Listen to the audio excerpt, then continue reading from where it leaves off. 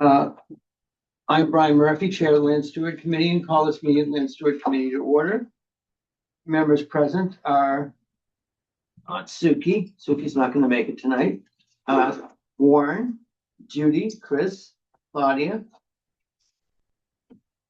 I don't see Adam yet. Shane. Yes. Julie said she'd be late. And Alex is here, and myself. Members present remotely are not in yet, but I expect it to be perhaps Adam, and we'll see what happens with Julie. For this meeting, the Land Steward Committee is convening in person or by telephone or Zoom. Web conference is posted on the town's website, identifying how the public may join. Please note this meeting is being recorded. Accordingly, please be aware that other participants may be able to hear you, and anything you broadcast may be captured by the recording.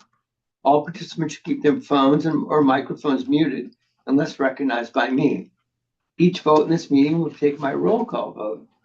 This is a public hearing and public comment is permitted. I will call on each speaker to address the work group if you wish to speak. You can raise your hand if you're online. And please identify yourself before the start of the remarks. Members of the community may speak if called upon, but they are limited to 3 minutes each.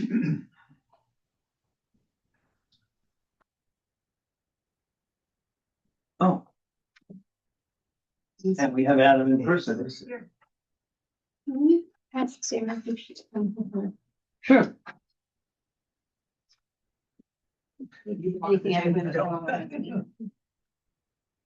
Sarah, could you please identify yourself? Yes, Sarah Schaff. I put in an application last Friday for the metal detector permit. Oh, right. Okay. Thank you. Yep. Okay. All right. So we can get started.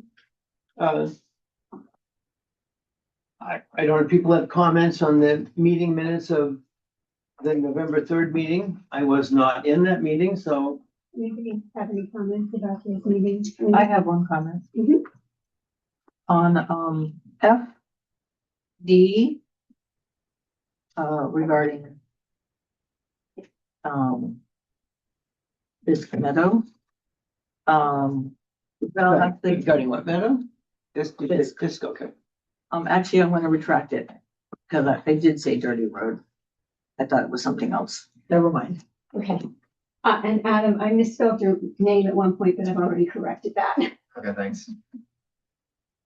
So we have to move to accept them. Anybody else have any comment? Oh. No? Everything. Yeah, so I'd look for a motion to accept the minutes. So moved. Anybody want to second? So moved by Alex, seconded by Warren. Take a roll call vote. Judy? Aye. Alex? Aye. Warren? Aye.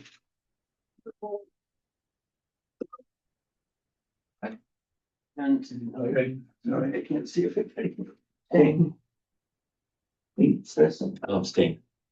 okay. Aye. And I have to abstain because I wasn't there. I think I have to abstain. Yeah. Okay. All right, so that's off the list. Next was public comment, if we had any in advance. We only have a couple people in the public, but I think, unless Sylvia has some public comment, everybody else is here for me.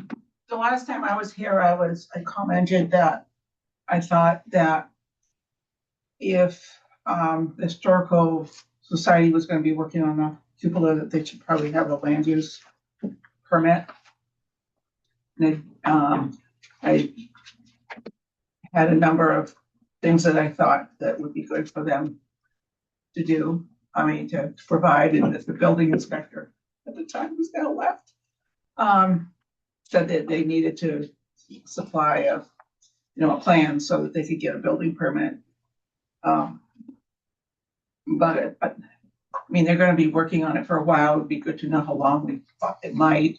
They're going to be working on it in the winter, which I doubt, but it would be good to have sort of a schedule of what they're planning to do and when they're gonna be there. So Do they need a are you key? saying you think they need a building permit just to build a little base around the? I asked, the, building inspector about it because people are gonna be getting up on it to look at stuff. And remember, this is an outside organization. This is not a function of the town. This is, and he said for sure that now we may get a new building inspector who may have a different opinion, but, he didn't see the plan, but when I explained what I thought it was, he felt that they should get a building permit for it because the public is going to be getting up onto this thing. Wants to make sure it's safe. I'm certainly shocked and amazed that something that minimalistic requires a building permit, but I guess we'll have to check that with the town. I mean, yeah, Yeah. I'm not sure it's the land stewards that needs to do that. It's the historical commission needs But to. I Right. mentioned to them that right, so, Sylvia thinks it's required. I mean, so, you thought an NOI was required or an RDA. no, that was, I thought it was an RDA that would be, because it was within 50 feet of the pond and within 100-year flood zone. But it always has been. No, it hasn't. It's been on a barn before. It was on top of the barn. It was on which top under of the the barn. But also, yeah. And you could actually get it where it was before and be outside jurisdictional areas. It just doesn't have a barn under it. Okay. All right. Okay, so I will go back to them and mention that perhaps they need to check on a building permit. Yeah, and it'd be a good idea to find out also before they do the writing that they're going to be doing, to put on it to make sure that you folks are happy with what they're saying. Mm-hmm. Again, it's an outside organization. And, you know, do they have a certificate of liability insurance? For the text they're gonna put on the, No, just the work that they're gonna be going back and forth. They're gonna be driving down here, dropping off lumber. I mean, it's a lot of back and forth. okay. All right, I will talk to them. It's not as simple a project as you think. Okay. All right. Any other public comment? There's really no other public, so. All right, so we have a land use permit from Sarah, who's online. Sarah, can you describe to us your permit? Yes, Sarah Kylie Schaff, Evergreen Lane in Carlisle. My son recently checked out the metal detector from the library in Carlisle, and he and his grandpa were doing some metal detecting together around our house or our property, and they're interested in testing it out on conservation land. So I looked up the rules, and someone emailed me the permit, so I submitted the permit on behalf of my 9-year-old son and his grandfather, Mark. Okay. So is there any discussion? Do we see the permit? Is there any particular It land? was in the package you got. It was. Yeah. And that, If they're gonna do any digging, I think they have to Let's see. be on agricultural lands or whatever that's already disturbed. Right, the fallow fields. So there were the places that the metal detecting was sort of authorized are the fields that are on the conservation lands that have been left to lie fallow over the winter. So I think Reno Foss is in that. Foss is not fallow now, it's been planted. Fallow, Foss has a winter crop It has a winter that crop Farmer Duffy has already. put, and he's already mowed it once, and he's letting it grow more. So there are 2 fields on Greeno that I haven't been back there. Has anybody been back to the Greeno Yeah. fields?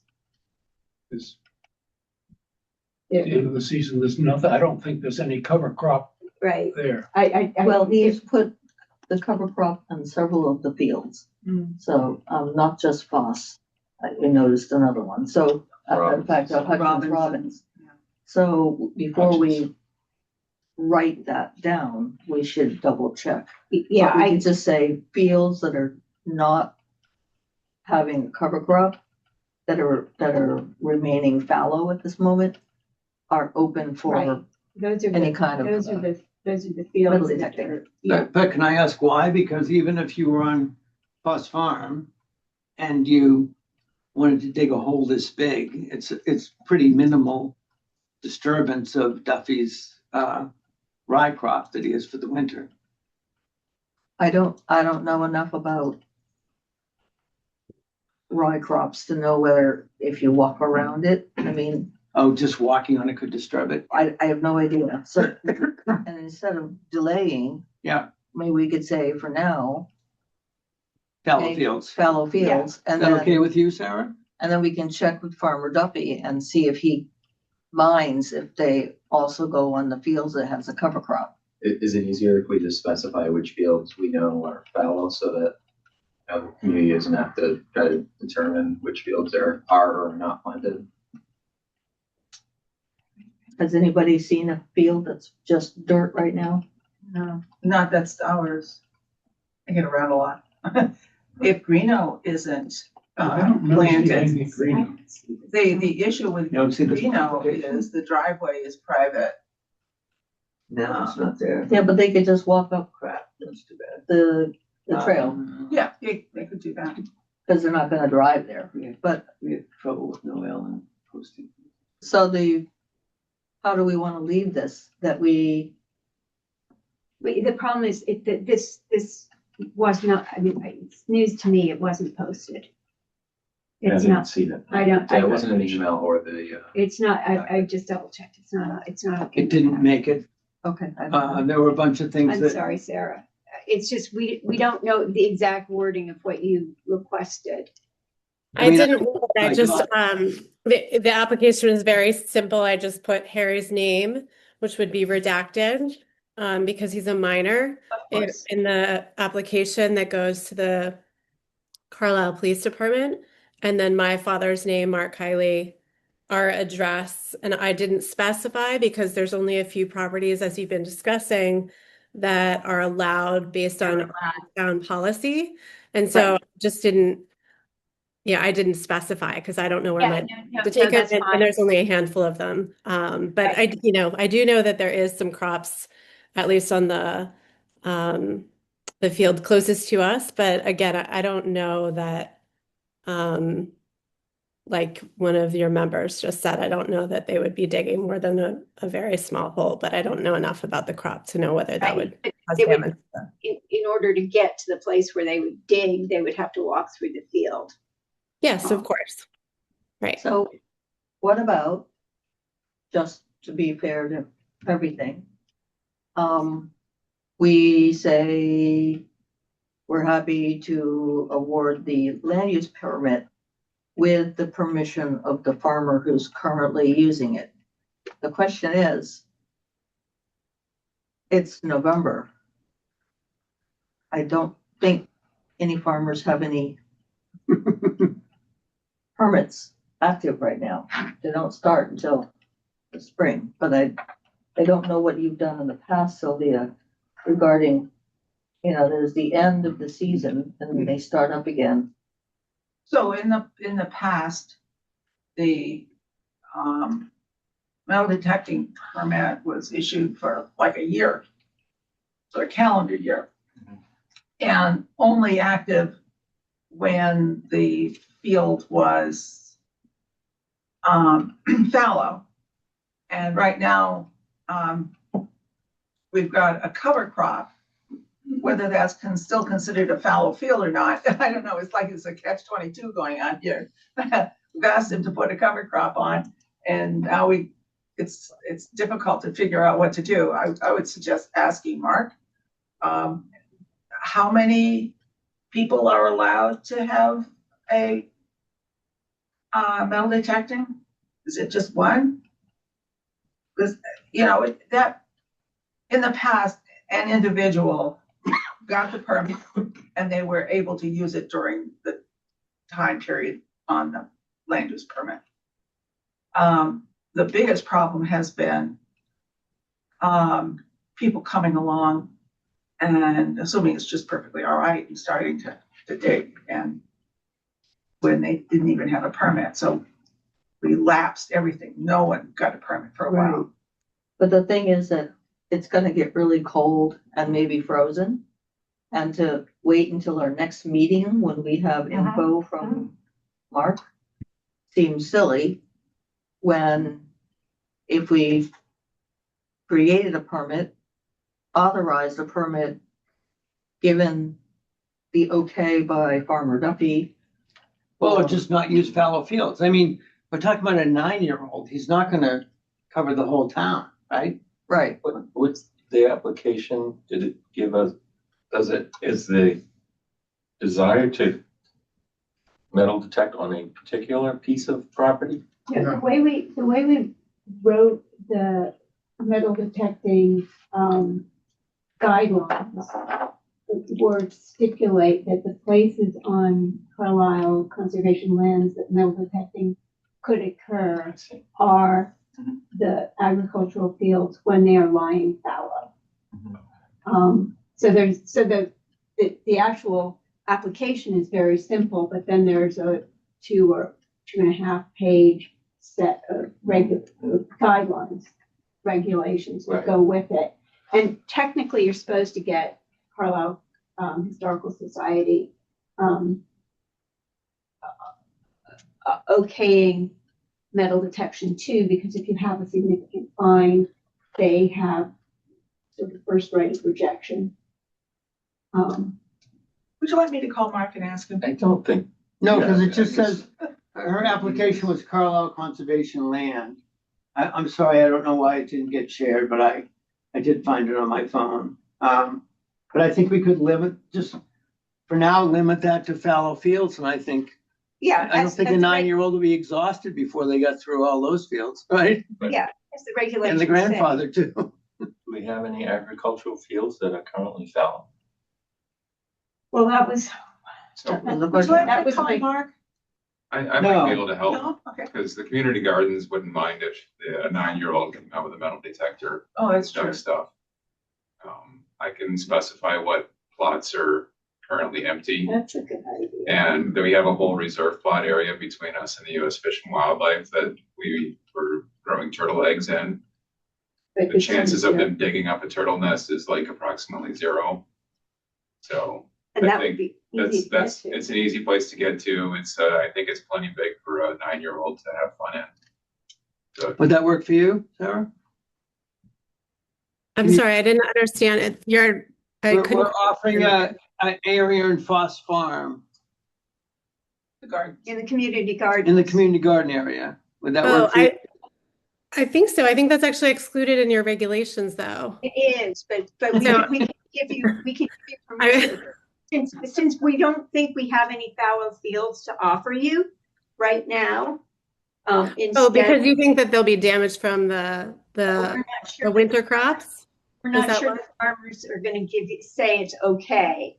So we're Oh. worried they might not, and we're also worried that the frost is coming in. We want to give your son a chance to do this.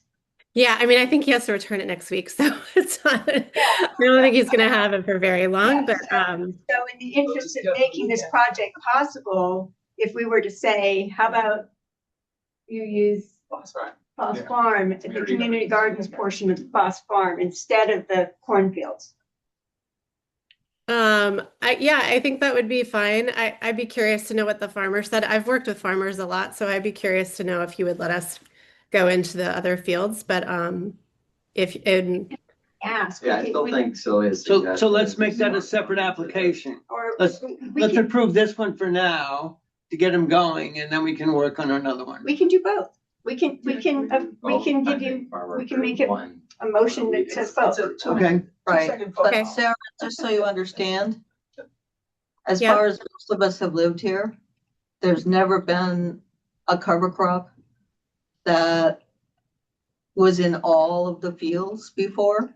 This is sort of a new thing, and so we're not 100% sure where it's going. So that's why we seem a little confused about this current cover crop. Yeah, So, no, that's fine. You have to do your diligence, and I'm just listening in. I've worked with a lot of farmers, and usually there's the window, right, between after the harvest and the turning over of the Oh, I've soil seen to the spring. And so this is interesting. Yeah. Okay. Thank you. So it turns out that Mark Duffy was in the waiting room. So we could actually ask him that question right now. Oh, okay. Hey, Mark, Yes, sorry, I didn't see you in the waiting room. We have a permit being asked for by a 9-year-old to do some metal detecting. And we didn't want to let them go into fields where you have a cover crop unless you agreed to let them. For example, Foss Farm or some other places. it's fine with me as long as they do not leave anything behind. That's Okay, pretty much the key. And if they dig something up, they need to cover it back Pull it over. up. Yeah. Yeah, he Okay. understands that. Okay. That's fine. perfect. Thank you. Okay. All right. So can I get a motion to accept a land use permit on agricultural lands based on not making a mess out of any? Yeah, but following the rules stated in the land use permit guidelines. Okay, so moved. okay. So it's moved by Judy, was seconded by Warren. Judy, Aye. Alex, Warren. Aye. Aye. Aye. Aye. And the chair votes aye and the motion passes. And have fun. Thank you very much. We will. Thank you, Mark. All right, Does he want to make? public comment on the what? Well, Mark and. So sorry, Mark and Sue, we did a thing on public comment. I didn't look up to see if you guys had been sitting in the waiting room wanting to make some. But if you do you want to make it now? Either one of you? Okay, I get a head shake from Sue. No. Well said, thank you. I'm fine. Okay.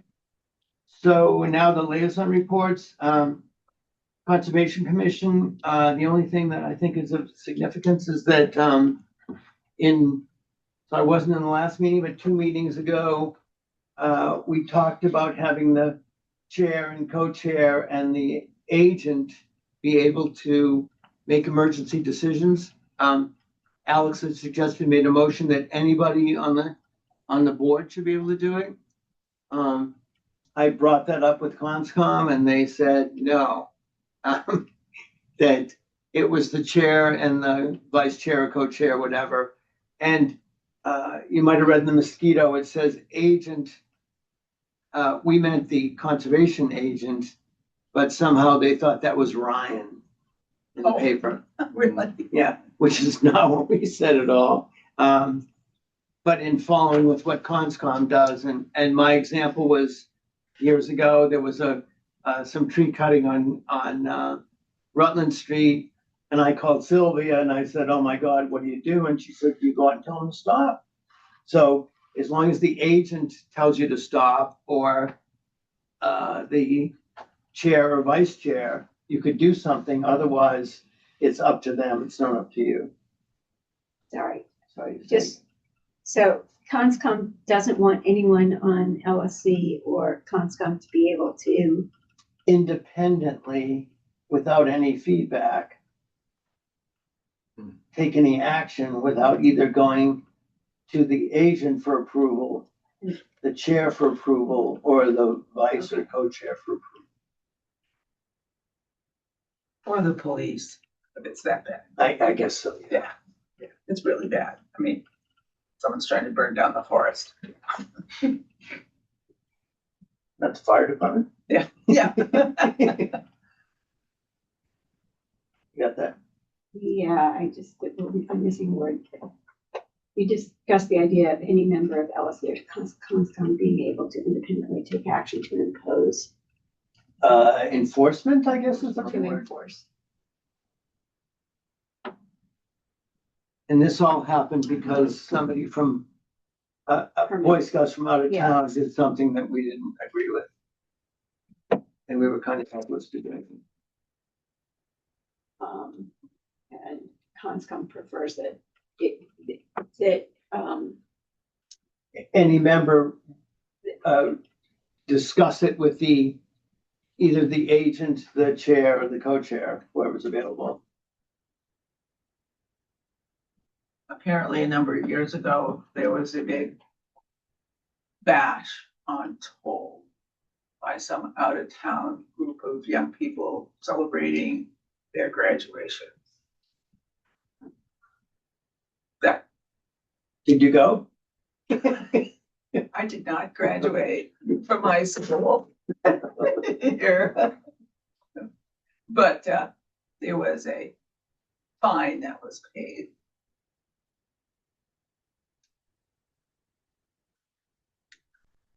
Before we move much further, maybe we should make sure Sarah knows how we're gonna get her the permit. Oh. I will send you a scanned copy of the permit tomorrow. Perfect. Thank you very much. And we don't have this on our list, and I guess this goes under things that the chair says were not otherwise anticipated. But for example, for the Carlisle Boy Scouts to camp at Toll, in theory, we're supposed to get 5 signatures. And to me, that seems absolutely stupid because we've already voted to allow it. Why would I need 5 signatures? Why couldn't the chair or the co-chair or the conservation agent just sign the application on behalf of the vote of the members? It doesn't seem to make sense that we'd have to circulate a document and everyone needs to sign it if Claudia has already recorded a vote where members agreed. So I don't know who disagrees with that or if we need to make a motion and a vote to do that, but it just seems to me. Who said we need 5 signatures? It's just what the form says. Well, once we hit COVID, they were always signed by me. Okay, When they were CONSCOM ones. Maybe we could check with Ryan or town council or something to see if, or maybe the vote of the land stewards that the chair sign on behalf of all the members. which is what I did for the last one. It just seems ridiculous to me that we would ever have to go around and collect Yeah, signatures. driving around town to collect a signature is not fun. I've done it. I think it might be good for us to vote though and have it in Okay. the minutes. So somebody could make a motion that the chair, co-chair, or the conservation agent is able to sign on behalf of a whatever positive vote, whatever the term is, affirmative vote of an item. So moved. Second. Okay. So it was moved by Warren, it was seconded by Alex. I'll take a roll call vote. Aye. Aye. Like, Aye. Aye, but I need to know what we're, the chair. Co-chair, chair, or conservation. conservation agent. Then it gets scanned and emailed. May, Sign on behalf of a whatever, a Duly positive authorized. alternative vote. Of a duly authorized, land use, permit request, yeah.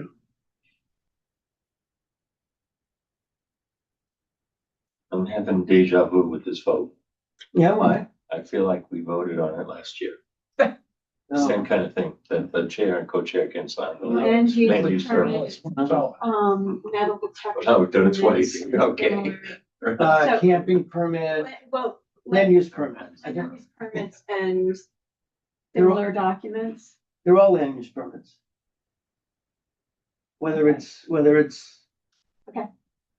camping or whatever. It was actually only the camping one, I think, that took 5 signatures. Any overnight use, that's what it was, took 5 signatures. Right, but it's still the same thing. Yeah. All right. So do you have that? Yes, And and did- it should be LSC. Yeah. Chair, co-chair, or conservation agent may sign duly authorized land use permit. So, and this was, as, who moved this? I'm sorry? Who moved this? Warren, seconded by Alex. We're still waiting on your vote. I. And the chair votes aye and the motion passed.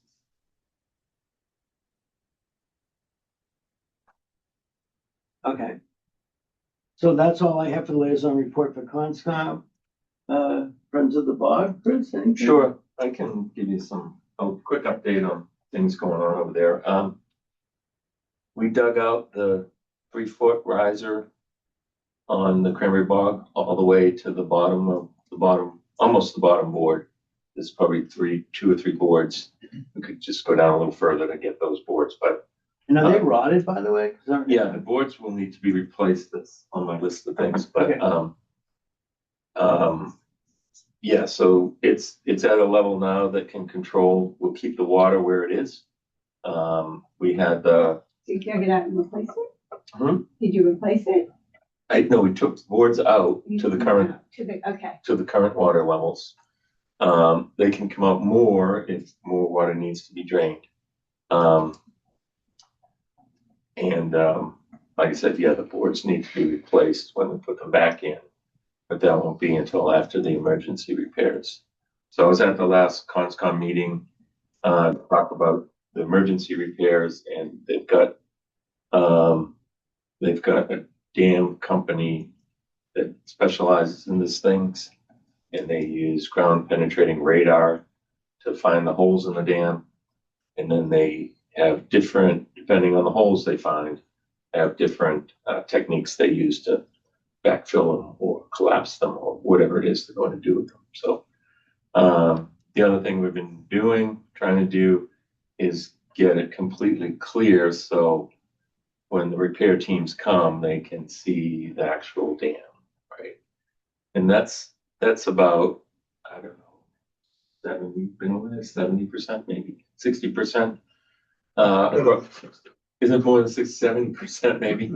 There's some piles of debris that need to come out, but Talking it's about mowing along the dam itself. dam, yeah, clearing the entire dam, even down to not just the crown of the dam, but the whole dam. Yeah, because that dam is actually considerably larger than just where the trails come out. That's right. It's going. And that's where the work has been concentrating there. So it's making good progress. Anybody interested in cutting vegetation, give me a call and we'll find you a spot some Saturday. Yeah, so maybe on the next meeting, we can get purchase on the agenda for I talked to Purchase for what? the boards, Oh, okay. a board. It's actually, what I would get is a single board and then cut it up and fit it to the What to the material riser. do you use? Well, I talked to Concord Lumber to see what they had. They have dimensional lumber that's full dimensions. It's not cut down to 1.5 inches, like a 2x4. It's full dimensions. It's used for planking that people stand on. So I think it's spruce. That's spruce or fir, yeah. Yeah, and it's so it should be probably strong enough, but it needs to be cut to size, and I think I would put a shiplap in it as well to make a little more resistance to the Fancy. flow. Well, that's what I'm taking out is some of them are shiplapped as well. The other thing I would need a lead on is bicycle tubes. I was thinking of going to a bike shop and see if they have any old bike tubes, because that can be used between the boards to help stop the water. How many need? Let's Yeah, I got 6 times 3 feet. Should have. I think one board actually will do it. I think I made that circulation on that side. I got tubes for you. Oh, good. So it's 1937. I just wanted to mention that Julie has entered the room with cookies. Macaroons. Macaroon. Just one other thing I've talked to Megan about are the beaver dams on Otterside Trail in River Meadow Brook. There's 3, maybe 4. I think it's 3.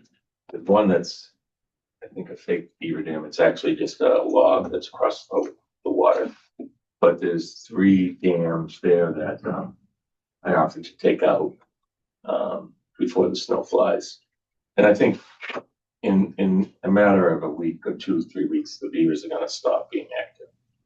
So I think it would be a good thing to clear those, get those flowing before it gets too cold. The water gets too cold. Because there is no way to get them out. Are there any Going in the water. Are there any substance will kill them?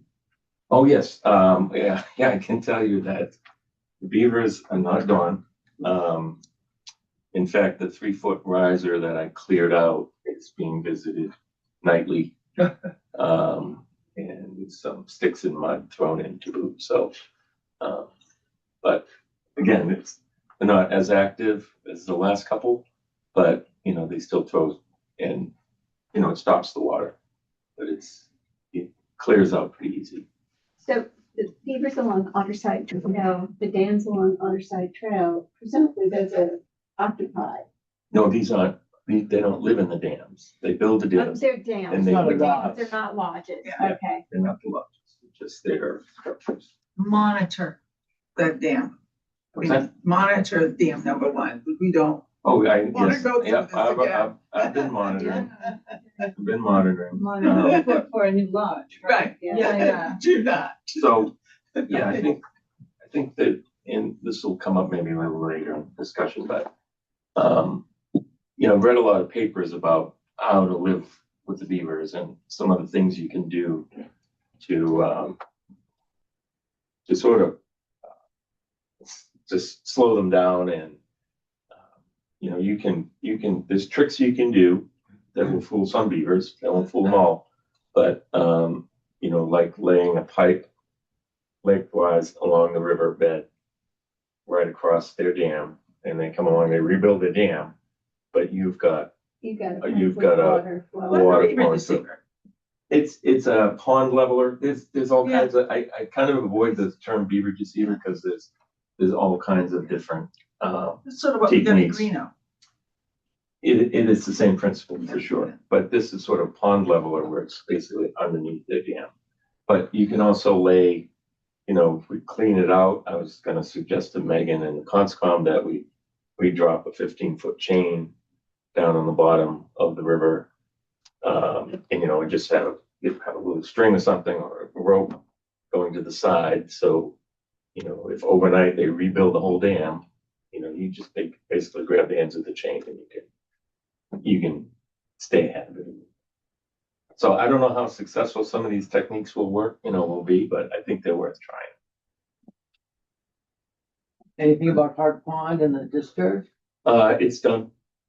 And did you guys able to capture any of it on the disc side sheet?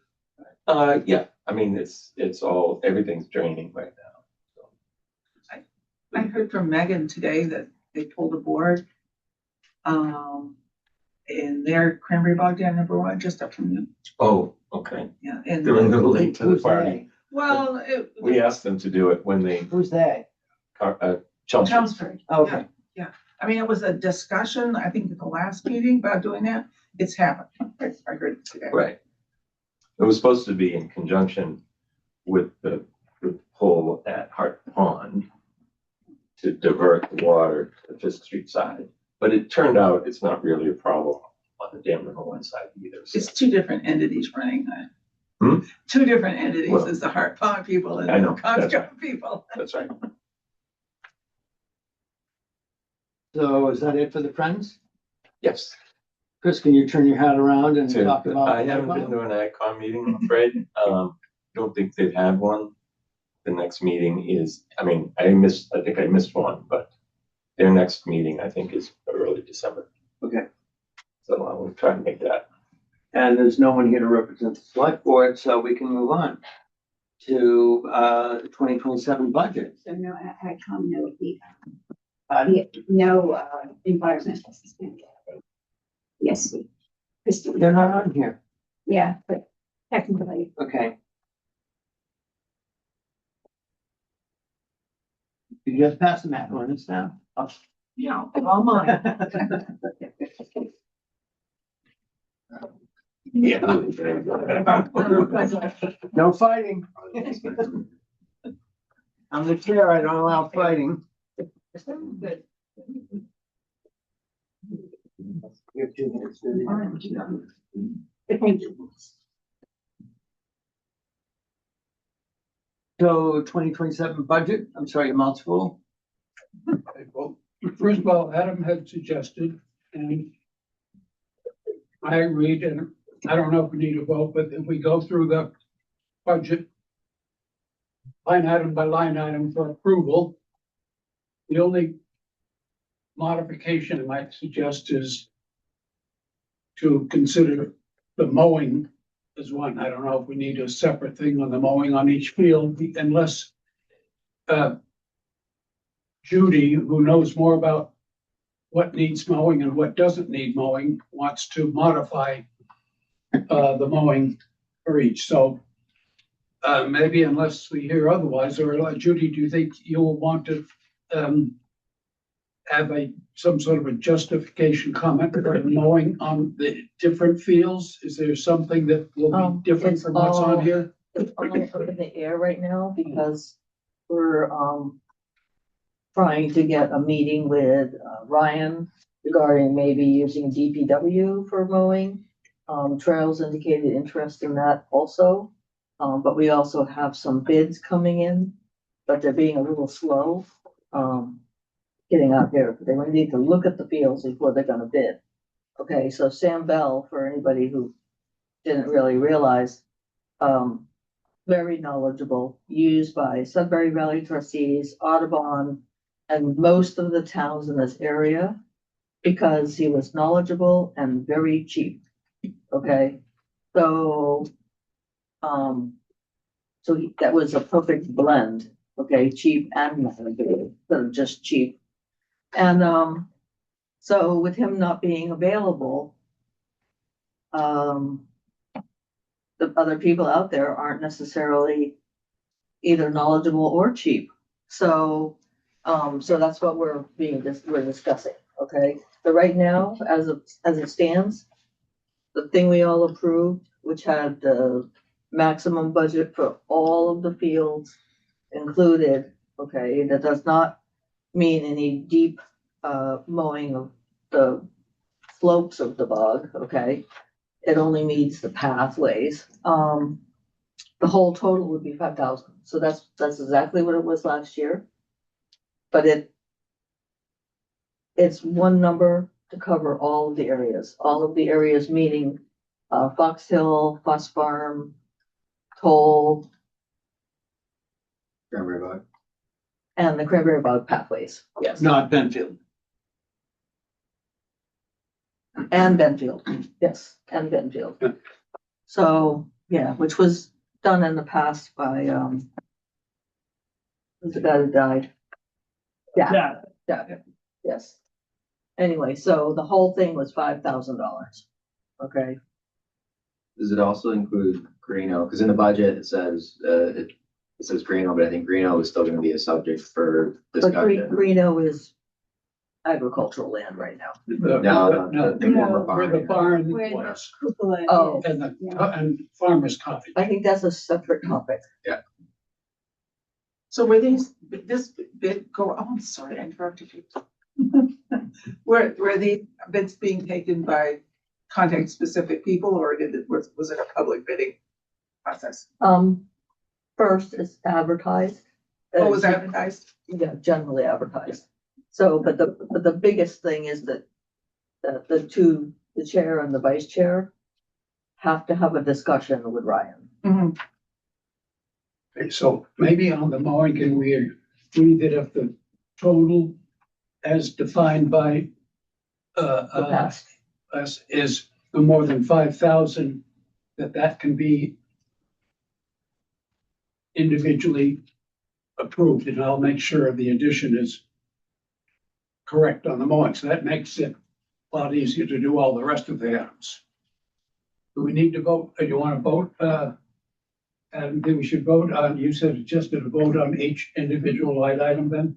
So we'll vote that, Well, no, I was proposing taking a consent agenda approach of just, let's identify the items that we want to discuss oh, okay, individually and then approve everything else. okay. in one. So we've identified, the mowing is one thing, and if somebody I think then, since we did discuss it, there should be a motion that, the mowing total is accepted as long as it's, no more than 5K.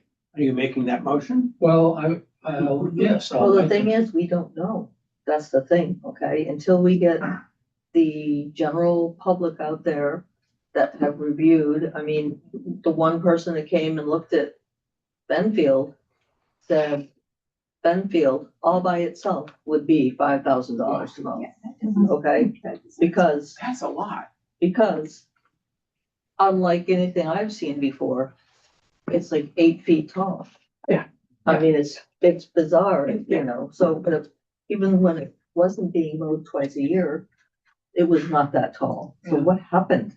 I mean, it was drought. It shouldn't have grown like that. So we've got that as a problem. I personally think that there's no huge rush. There's no properties that we have that would all of a sudden become crazy if we didn't mow this fall, okay. But I don't know how to deal with it budget-wise. So that's the thing. Okay, because we do not have an adequate. Well, we can tell that to the select board and FinCom, but when we submit something, it's gotta have a number in there. Right, well, 5,000 would be fine. Okay. Can I make a plea that when you are figuring out the Cranberry Bog Dam #1, and that dam needs to be mowed probably 2, if not 3 times in a season, at least for the next few years, to be able to adequately monitor for the issue of building a lodge. We can't keep going through this. It costs $2,000 to do what we just did, to trap and remove that lodge. Wasn't it 6,000? I think it was 2. I mean, that. No, they charge, I thought it was gonna be $1,500 a beaver, but he charged. Okay, can we finish we made a motion, and the motion was just, And I just want to say something out of order. Sylvia, we appreciate your input, but you're a member of the public Yeah, I know.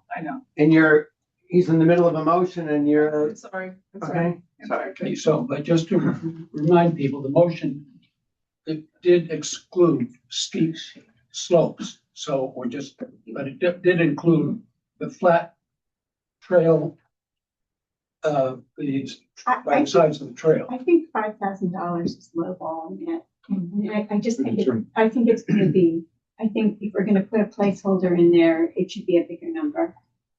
This is for all the mowing. Yeah, for all fields. the mowing, I think we're being unrealistic. We make it. Well, I would agree normally. Okay, we just don't know if there's another Sam Bell out there yet, okay? And the reason is that he came in like at 2,500 doing all of that.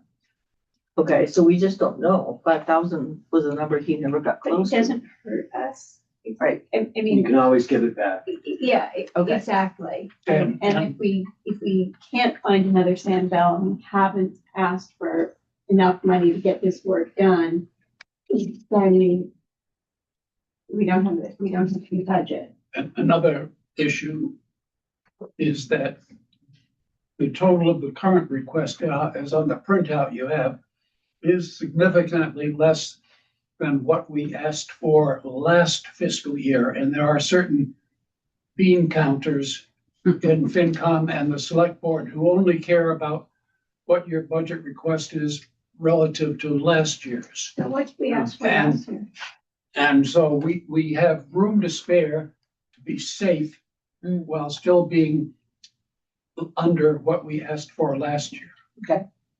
Alex wanted to say something. He No, didn't. no, I wanted to ask a question. Because of that is where does this, you answered, where does this come out in reference to what was approved last year? I put out the numbers once, but I forget, but several thousand, you know. Yeah, so that's number one, and number two is this, I mean, this is a planning document, right? Plus support if FinCom wants to know how you got there. So when we're looking at this, it's essentially trying to figure out what our likely costs are gonna be, right? But it's not necessarily, and then this is coming to your, line by line, it's not necessarily approving an amount for a specific topic. These are the things we would like to do. We're projecting for something that won't happen at the earliest until next July. Right. And so, yeah, whatever we approve tonight to put in these request lines is not a limit up, and we may need more. And I think that we all understand that when it actually comes time to spend money, it has to come back before LSC for approval to actually spend it. So this is just an approval tonight for what we think we might need. And I think we might need more than $5,000 to do all of this mowing. We don't know what the total was from last year. yeah, I put it in an email to some people, maybe not everybody, but there was, I think, on the order of $3,000 to $6,000 less than we asked for last year. It's in that range, several $1,000s.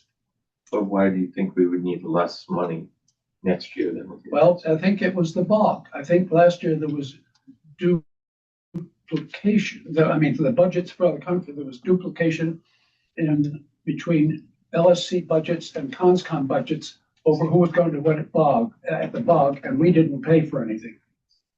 They did. And Jonathan has an offer to do it all for free, right? But now we are responsible for all of it. That's what I'm assuming. So, I think, but technically, it's still CONSCOM's budget that we're. well, Yeah. that's That what we're we're- supposed to be preparing for. Yeah, right. No, no, Okay, so- I need to throw out the other problem that I mentioned in previous meetings. To my knowledge, the land stewards has not received any guidance document on preparation of budget. And in the past 2 years, when we submitted a budget, it only went directly from us to Ryan, who told us it was approved, period. And that we didn't have to go anywhere else. Without guidance, why didn't FinCom send us that notice that went out a couple of weeks ago to all other boards and committees? We're operating without any lighting, in the dark. So we just do our things and they can tell us if they like it or not, But nobody's told us we have to go and present this first to CONSCOM as much as, it might be appropriate to do so. Ryan has always said in the last 2 years, just send it to me. So can we put in 8K or something instead of 5K? I Or think that's a little 10? big. Yeah, I'd maybe bump it up some because, But you have to justify why.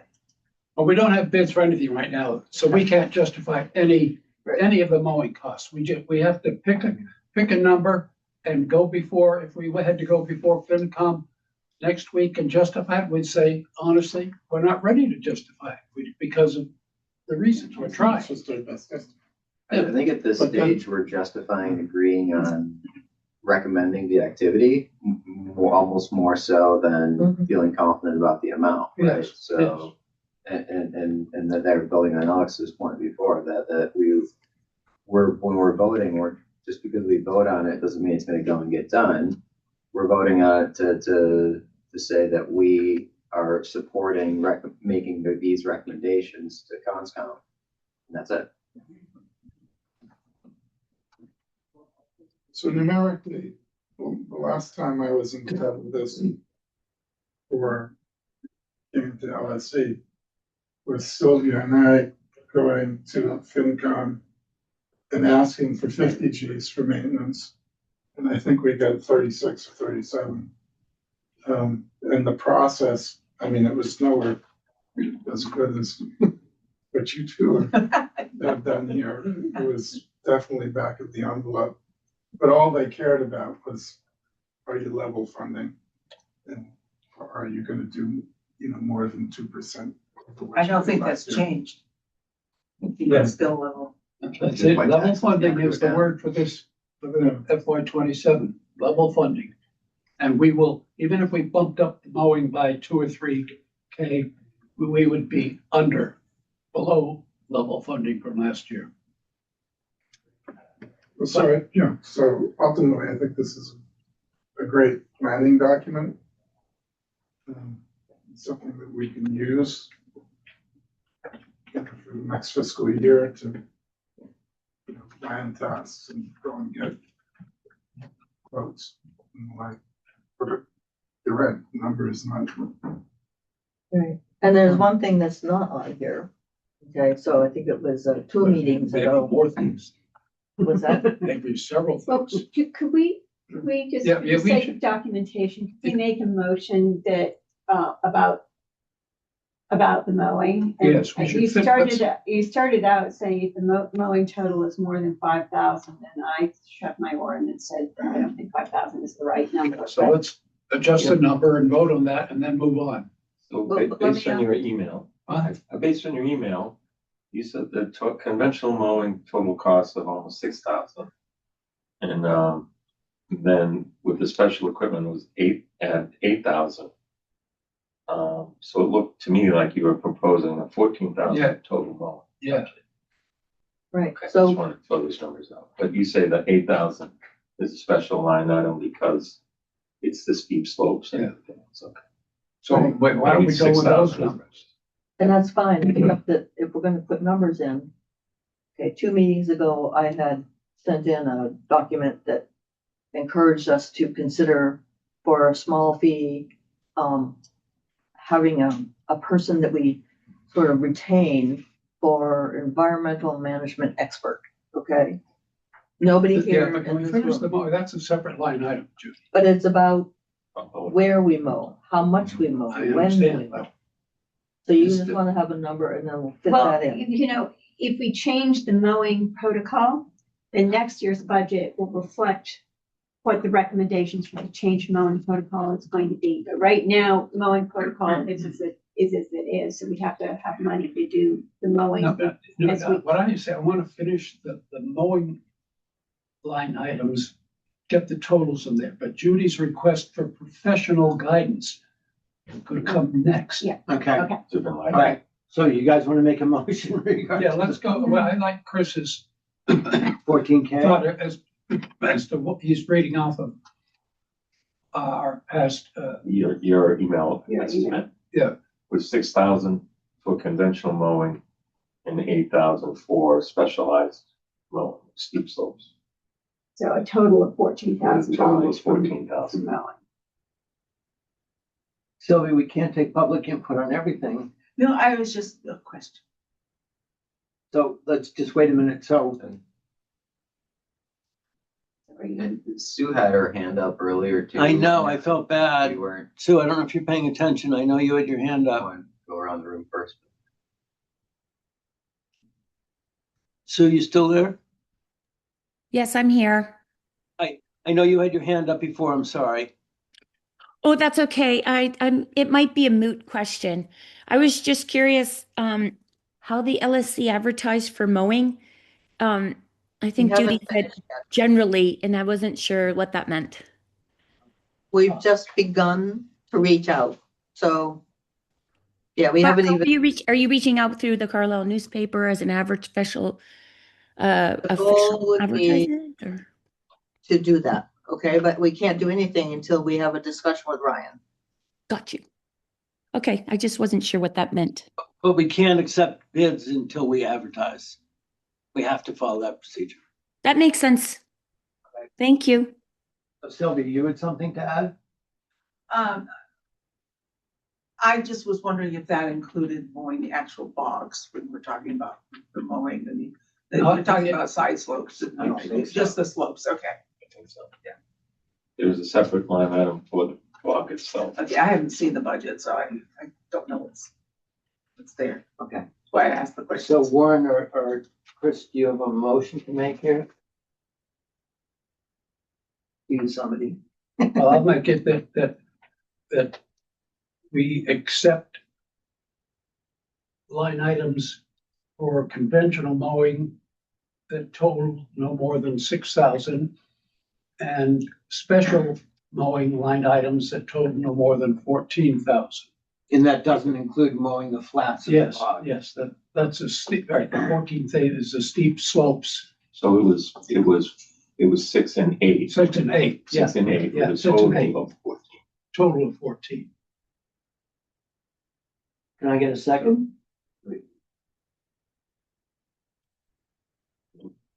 The 8 is what's line item 4 in the cranberry bog then, right? That's just, that's not Yeah, yeah. incremental to what's already here. Okay. I heard mumbling, but I didn't hear a second. It's this Adam is mumbled, Chris in mumbled. the 8. I'll second. So the motion was moved by Warren, seconded by Chris. I'll take a roll call vote. Judy? Aye. Alex? Aye. Warren? Aye. Julie? Aye. Adam? Aye. Jane? Aye. I didn't hear Jane, sorry. He said aye. Yes, okay. I didn't ask you yet, but Aye. aye, okay. And the chair votes aye and the motion passes. Now, can I suggest we use Adam's thing of just going down through the list and recording whether we want a discussion or whether We we'll just just do it generically. package deal, so. I'll go through that, just skipping the mowing items. So starting on page 1, the toll, the first one is, number 3, invasives treatment. We want a discussion. Yeah, so Go ahead. Is this the one on oh no, I'm sorry. Not hearing any, I'm gonna go. so Warren, so I want to ask you the question about invasives, I guess, broadly, right? Because there's invasives in almost every property that are in budget line items. So, and I know others in the room are far more the experts on the subject. But I, there was a comment, I think, in the last meeting, or maybe the prior meeting before that really resonated. We were talking about invasive treatment on a particular property, and I think in exacerbation or just frustration, someone said, we could do all the invasive treatment that we want, but it's still going to come in from the neighbors. So I look at that and say, all the budget in the world, what impact is it going to have on these properties if our neighbors aren't doing something? So is it responsible? Is it necessary to be going on all these properties? I guess is there a discussion on continuing to do it on all of the properties, or is it only critical in some of the properties where it's going to have an impact and not be continually, repeated 2 years, 3 years, 4 years down the road? Let me start to answer that. Okay, so because we have so many things here that's invasives, okay? So somehow Toll got a whole bunch of Canadian thistle plants on it, okay? So that's an invasive plant, but it's not one coming in from the road. It came in from another method, okay?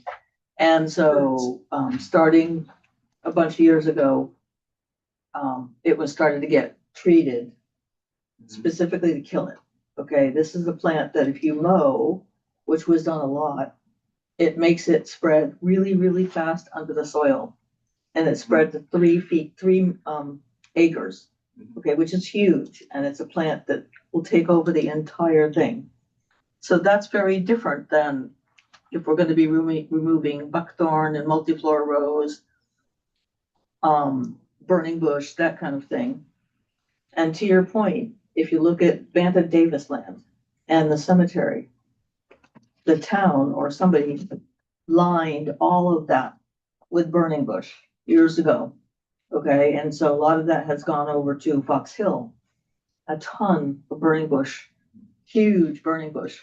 So these are definitely sort of questions that you raise up a very good point, and that is, how do we deal with this? Do we do a whole town effort? You know, because if we just, like you said, spend $5,000 to $8,000 on a conservation land, pulling buckthorn, and then it comes right back in from the road because vehicles go by and birds go by and dump the seeds again. So how do we do this? And this is a question that all towns are struggling with. We don't know what to do. So, but I'm just making the point, these are separate things. There's certain plants that were brought in via weird methods that can be removed. The Phragmites is one at the bog, okay? The Canadian thistle is one. That's a different invasive plant line item than general invasive plants that are throughout the whole town. Okay. I mean, if we let Canadian thistle go, get into other places, it would be an absolute disaster. That's a horrible plant. And I'd like to suggest that while it certainly would be a good thing to have a long-range plan for invasives, understanding it's separated into different properties with different problems, this is not the time to work on that plan tonight. No, I understand. Well, yeah, and it's out of scope overall, right? I mean, saying what the town direction would be was out of scope of our maintenance and management of these properties. My suggestion would just be then to then on the whole saying, well, management of invasives is good, so we're gonna consent agenda all the stuff, every single item. Instead, maybe can those who have more knowledge on the subject, as we talk about each of them, let's really assess which ones we are going to make an impact, like a lasting impact on the property, and where it's a good use of town funds to do that, and other properties where no amount of money in the world is going to make an impact, and maybe those are the ones we question.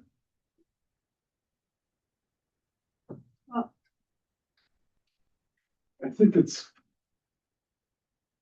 generally the other way around, because if you don't spend the money to hold the line, so to speak, there's gonna be an impact. It will take over, they will take over. I mean, that's the nature of most of these invasives. I was amazed driving around town the other day, just how much burning bush there is. Yes. All over, it's all over the place. Yes. And so, you know, I think one of the things that the land stewards will need to do essentially forever is to continue to, you know, fight invasives and keep them at bay. Judy's example of the Canadian thistle, absolutely. But the burning bush is so pretty. Just like a It's little actually lesson. not. Not in the lens. So But before Sylvia speaks, I want to make a real strong point. For years and years and years, Carlisle and most other towns have thought a great way to control invasives is to mow the edge of a field. Okay, but now the best management practices and knowledge indicate when you mow indiscriminately along the edge of the field, you actually encourage the bigger growth of that same invasive plant. So, and once you cut it in a certain way, it will now branch out 10 times more than a normal one stalk. Okay, so when it comes time to remove it, if you actually do it by people like the people we've hired, it's much, much more difficult to remove something that has 10 The root system is much worse. pieces as compared to one big stock. Okay, so this is why I thought it would be good to have somebody on our payroll that was an environmental expert. Okay, there's nobody in this room, not even Sylvia, not even me, okay, even though I have a master's in watershed management, okay, we're not experts up to this time in the world. We need somebody who, this is their job. And so next year, it could be that we want them. I mean, I think we can go through and discuss that in the winter. And maybe we don't have a budget for them yet, but it's something that we would want to look at and see, is this something we want to move towards? You know, or do we want to let the town be taken over by Burning Bush? So I wonder if that might not be CPA funding. that's, I think, I think that's a, yeah, I think that's a Yeah. good idea. But I also think maybe, could we consider, as we're thinking about this budget,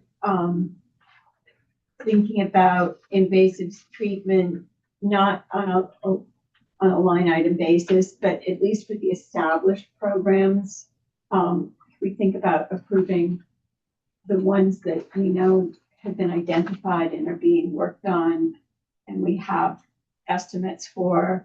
So that would be at Toll, the Canadian thistle, and the buckthorn and multiflora rose. And then moving on to FOSS, the attached agreement document, the Dewberry areas, just kind of okaying all of that work as a group, rather than trying to do this line by line. We're going to be here all night, and I don't know how much good we're going to do by going through every single one of these items that Maddie has so carefully figured out for us. I mean, she is the expert. Yeah, I think you've given the explanation, and again, we're looking at it holistically. I mean, I'm comfortable with that, but it's, I didn't know how to approach it, treat it. Okay, well, let me jump in here and say, can we have a motion to approve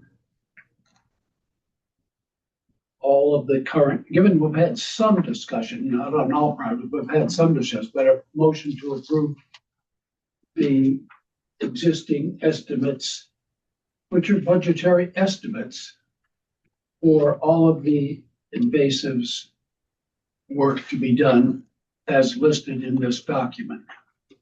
But I'm the chair, so I said that. Yes. Okay. Yeah, so Good. Would you field a question before you vote? I'm sorry? Would you field a question before you vote? She wants a question. She has a question. So you have a question, you're saying? I'm sorry, did you say repeat Yes, it? would you please field a question before you Sure, vote? sure. Go ahead. Oh, okay.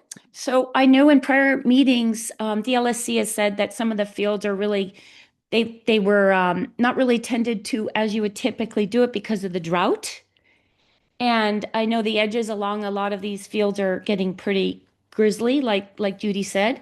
But what I wanted to offer is that I drive by Sorley Farm. He doesn't have these issues. I'm not sure what he does or what he knows, but we're looking for expertise. Sounds like he might know what he's doing because his fields look amazing. His rock walls do not look overrun like many of our other town fields. I don't know what he does, but if anyone doesn't know Larry, maybe we meet him. Do you know what field I'm talking about? The Sorley fields? They look incredible. So does his rock wall.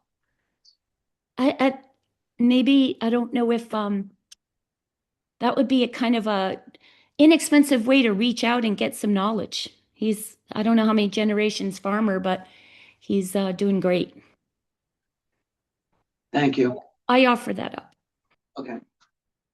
So you were making a motion to, Accept the current estimates for the invasives on all properties okay, as currently listed. and can I get a second on that? second, Okay, so it's moved by Warren, seconded by Judy. I'll take a roll call vote. Yeah, let me just I'm make sorry. sure that so let me move to approve the estimates for the ongoing invasives. The ongoing invasives removal work. Is that correct? Warren, are you agreeing? Aye. No, not. Let me move to approve the estimates for the ongoing invasives removal work. Yes. Simplify things, and you second. Seconded by Judy. You good? We good? Yeah, I'm Okay. good. I agree. Can we take a roll call vote? Yeah, I mean, I wonder if we can, Discussion? identify the line items, maybe that would be a. It seems like there's 5 line items we were talking about in your line item budget. Oh, 1 and 3. 4, 5, I count 5. You count Greg Maggie's. Yeah. So there are 5 line items if you want to be specific. Oh, 1 and 3, boss, 2,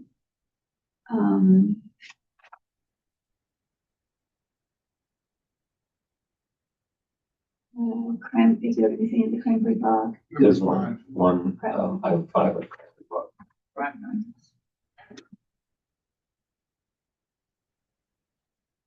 Fox Hill, number 1.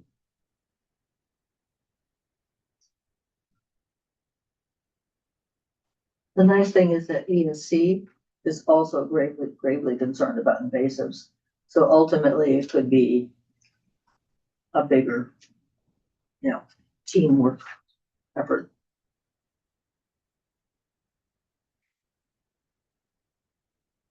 Well, All right, so we define the motion well enough? Yeah, I think so. Can I get a second on that motion? I second it. Yeah. From whom? Judy said, Lyman, I'm sorry. Lyman and Judy. Okay. So I'm gonna take a roll call. You're all set? Mhm. I'll take a vote. Yeah. Judy? Aye. Oh, I. Alex? I thought, do I have to say it again? Warren? Julie? Aye. Adam? Aye. And the chair votes aye, and the motion passes unanimously. now next is a special one that Judy has recommended. So that does, I think, warrant discussion, but if nobody agrees, we won't. But this is the one under toll, number 5. We put aside an estimated budget of $2,500 to consult with an expert on mowing and conservation practices. We want to discuss that or just say yes? I think the number is probably low. Yep. I think it's a great idea. And not just for mowing strategies, but for general maintenance. Yeah. And I think we should put a number in the budget, but I think we should also look to see whether this can be funded through CPA. I'm Yes. willing to work with you on that. I'm happy to work with you on that. And also,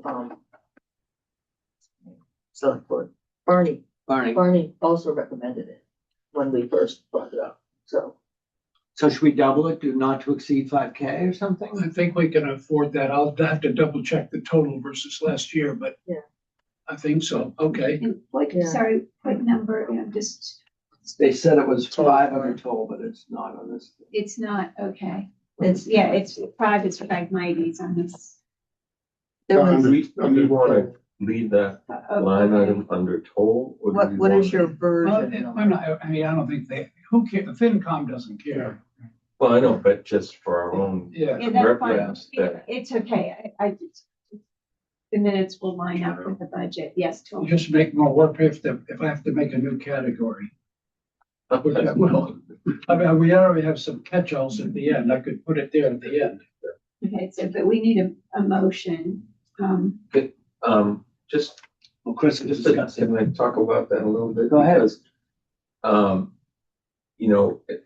if think about what we just talked about coming up with strategies and policy, if you will, or, you know, an overarching sort of invasive policy, if you will, that this is how we're going to try to manage the town lands with invasives.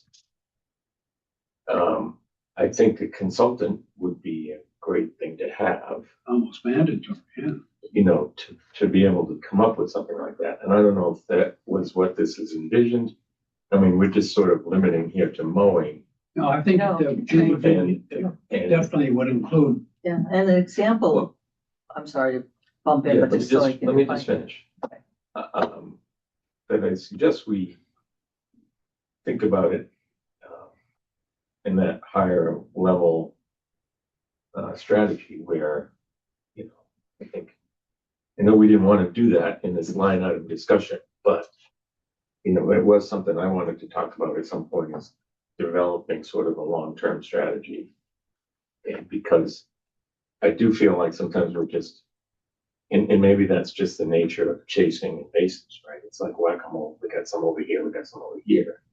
But maybe there's, you know, a consultant can give us a priority list and sort of look at our lands and decide where we should really focus on. Yes, and a good example of that would be toll. Okay, because for a while ago, we created a new mowing protocol. And that's really great. But as you develop a different protocol, you see different plants moving in. What is good and what to do about managing native plants that are aggressive. And we want some of them, but not all of them. But that's something an expert would be better. And, you know, our goal is in Carlisle and some of the conservation lands is to have habitat. Okay, it's to move forward, make sure there's adequate life in our town. But we want to have somebody who's much more knowledgeable about that and could look and say, hey, you know, it's great that you have it right over here, but let's just mow this all down and there's no reason for that to be there. You know, somebody who's not necessarily of LSC. I would, you go ahead. No, no, I Unless think we have to. board members should go first and then we'll, I know she has her hand. I'll be quick. So yeah, I think it's a small enough amount that the value seems like it outweighs, you know, the cost, and we should do it. I will hope that regardless of what the recommendations, you know, come, or the suggestions and learnings at that point in time, let's make sure that we don't take that as gospel and this is what we have to do and that's it. At that point, that really, to me, is the beginning of the process. And that at that point, we really consider, okay, well, what are the stakeholders, you know, are should be brought in as well. And just because we engaged a consultant who's an expert and says, this is what you do, this is what you not do, that's only one voice, and there's still the rest of the town to consider as well in any further decisions down the road. Anybody else from the committee? Yeah, I mean, I guess my point was that's what I suggested. That's way too small a number. And I don't know what did we make a motion? No, we don't. Not yet. Have a motion, Okay, yeah. I'm just wondering because I think the motion is going to have a number of it. I said double it, but that was my. Yeah, And so, I guess maybe in that sense, we could have a line item for that, but also pursue well, CPA funds. We don't have to yeah, vote on I mean, CPA funds tonight. I think because this is listed under toll, we've made it smaller than it ought to be. And as I'm wordsmithing this, first of all, I have it separated out from, we have item A was mowing, item B is invasive treatment, item C is consultant, and I put in parentheses toll 5 because that's where it's listed in the budget, but I've actually reworded it.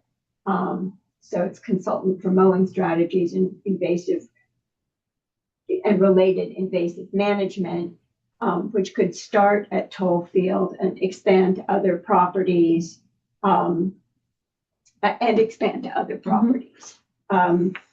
which allows us to sort of use Toll as the springboard, partly because we have this issue of having changed the mowing protocol and having a consequent invasive issue that needs to be addressed. But we have all of the other properties in town, and learning strategies for all of those other properties is also our responsibility. So we asked for some money to get answers to the question at Toll And other properties. other properties. Anybody else from the committee? Sylvia, sorry. I was just gonna point out that if you're interested in CPA, I'm the commission's CPA person. And I have at home, but not in my brain as much as it probably should be, the timeline coming up for submitting an application to get CPA funds. And the CPA money that you get is for 3 years usually. And so any money that you ask for would be available starting July 1. And I think the idea of finding somebody that can look at the values and how these lands certainly Toll, and I've got some big concerns about Foss because Toll, we've got plants, etc. But down at Foss, we've got critters and plants. And how we manage the plants down have effects on the critters. And there's rare plants down there too. So I've got concerns about both places, others too, but those two. And then we've got the issue out at Benfield, and that the can't be treated out there. It has to be managed some other way. Or bittersweet is just taking over in places. So I think trying to put together a package to find somebody to help look at those. You don't have to do it all 1 year, but if you get somebody there, like maybe someone from Mass Audubon would be a good source of information to start the process, but you've got to be able to pay them. So. Can I ask Sylvia a question? Sure. So last year, when I thought that it couldn't hurt to investigate the concept of having sheep graze on Benfield, I had gone to Board of Health, and they couldn't answer any of my questions regarding restrictions around the various water entities out there, the septic. This is Benfield. Yeah. Right. And so how do we go about getting that information when our very own Board of Health can't answer the question? Well, first, a lot of it's in the baseline assessment. I've looked at that carefully, and I'd start right there because it references the various things that control what's allowed and what isn't. That's the On public water septic supply. systems, meaning? That's the public On water supply. septic systems, or the water supply? The water supply and the septic. Yeah. The septic system has like monitoring wells. Yeah, yeah. And the water supply system has setbacks and, Big ones. yeah. And so you put it all together and it's pretty much summarized in the baseline assessment. Okay. Okay, you look at that. I mean, early on in the Benfield process, before we were that aware of what the impacts were for the public water supply and the septic, we were pursuing the possibility of it being agricultural, and we found out we couldn't do it. Okay. But agricultural has so many. Yeah, well, I was weeds, thinking so. grazing. All right. So let's move on if we can. Well, yeah, did we have a final agreement on putting a number in here, 5,000 or what? That's Well, one. We have to make a motion. Yes, right. I just made that up, so you guys. Well, I think, and Alex had said, there was general sort of nodding of heads that the 2,500 was insufficient start, so. So is there a I motion move- to make I move another that we number? allocate $5,000 to line item for Land 5 for the to hire consultation for mowing An invasive and strategy. invasive strategies. Well, for it's not fields. just mowing. So And invasive strategy, other And strategies. it's not just how for about land towing. management?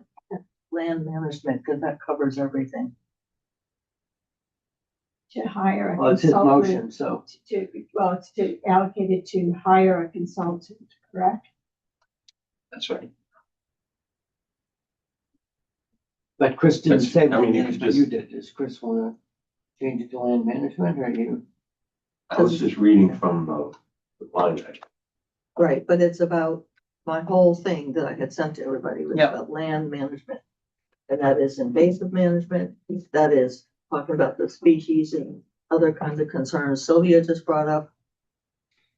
It looks at everything, Yeah, okay, and that's what they're expert at. okay.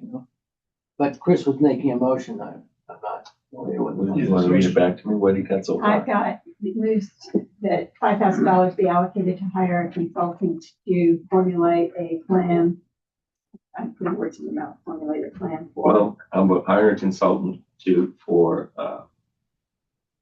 help with land management strategies, develop, to develop land management strategies for fields, fields.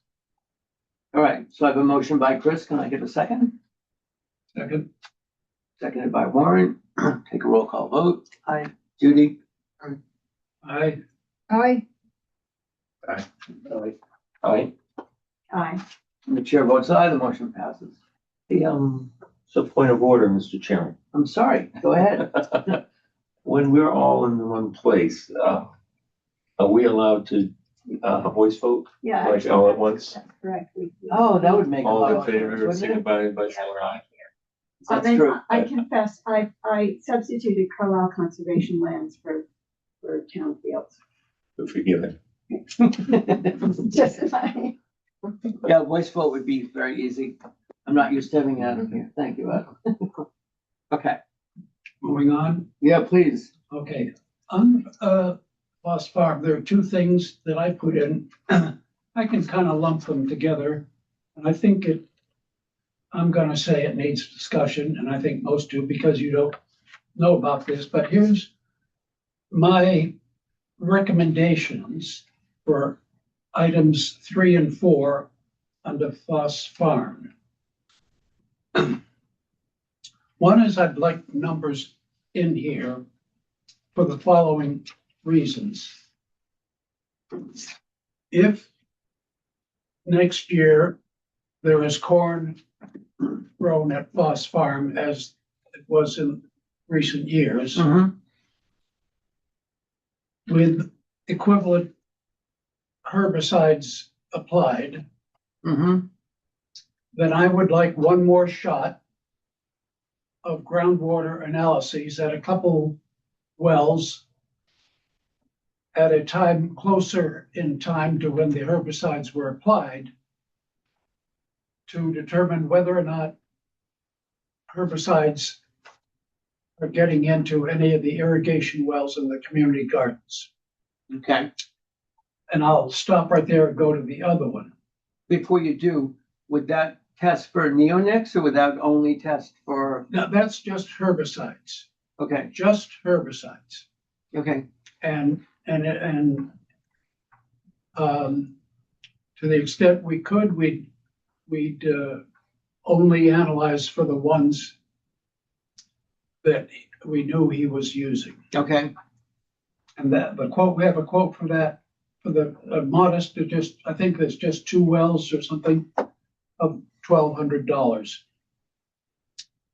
Next is a little more contentious. Given that the farmer has decided he doesn't want to tell us if he has used insecticides at Foss Farm, I would like to check for that if, in fact, we end up not knowing for next year if he intends to use any. If he says, I will not be using any insecticides, I would not recommend this expenditure. If he doesn't answer or says he is going to use insecticides, which he has never reported previously, never. But he has to report that he should have, and Okay. anybody should have, Okay, report that on their form of what they're going yes, to he do. should, but he has So- not. If they don't, if whatever farmer that is that gets the bid next spring, if they don't, then their permit would be terminated, their Okay, license but would be how would terminated. we know? So far, all we know is that since 1985, when he started using, or before, he has never reported using insecticides. But when we asked him several meetings ago if he has been using them, he would not answer. But he's gonna have to answer for the spring to get his Okay. license. Let's say yes, he says, I want to use insecticides. Well, we may need to, before the spring licensing, we may need to make a decision, Okay. like so- Concord did, that they don't allow neonics. Okay, so this is only to put this in the budget in case we have a situation where he says, I am going to use insecticides and I will want, at least for 1 year, to do some soil analyses before and after the application of the insecticides. Okay, So both of these are conditional to what's going to happen on the field next year. And I would like these numbers in here, and they are from quotes, so they will work. But it's not, as we've said before, an indication that this work will be done. It'll only be done under certain conditions of the potential future use of the fields. And, well, I'll just stop right there. If we don't have the money, then we won't know if there's any impacts or if anything's out there. well, last year Ryan found the money for us Yeah. to do the other testing, so I wouldn't worry about the money yet. Anyway, that's why these numbers are here. They're there in case certain circumstances are associated with corn farming, corn growing at that field in the next growing year. Okay. All right, so do we need a motion to? But need a discussion, if people want us, maybe some discussion. Can I ask what, I guess, what's our end goal? Like, what would we do with the data? Any results? And is it within our scope to do anything, with whatever results that we find, I guess? What's the reason we give for why we're choosing to do this on this property in comparison to any other property and within the scope? Okay, so the first one for the groundwater analyses, it's the potential human health impact of herbicide contaminated groundwater reaching the irrigation wells used by the community gardeners, for which the most likely human exposure pathway is the consumption of produce grown in those gardens that has been irrigated by that water. I would say the final assessment of what would the extent of the harm or what should be done would have to include the Board of Health. We don't have any toxicologists or risk assessment experts, so we would probably have to work with the Board of Health to make an assessment.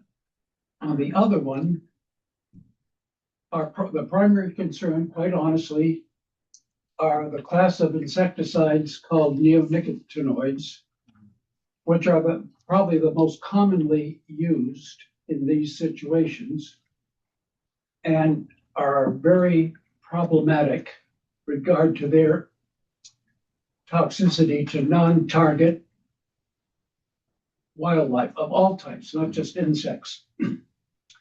So the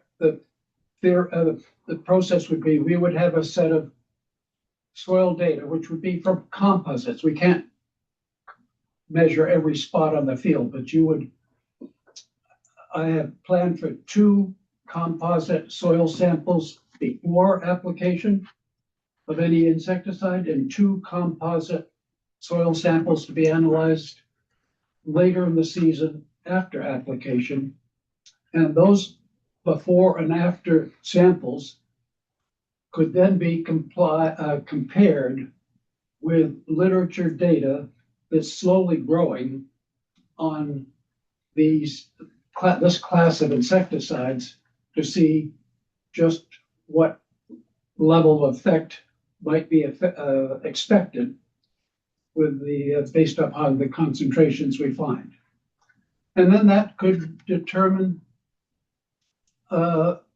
what LSC and CONSCOM wants to do about controlling future use of these insecticides. And right now, I'll tell you, things are serious enough that many states have banned the use of the neonicotinoids. Others have said to the farmers, you have to demonstrate to us the efficacy, the benefit you get from using these insecticides before we will let you use them.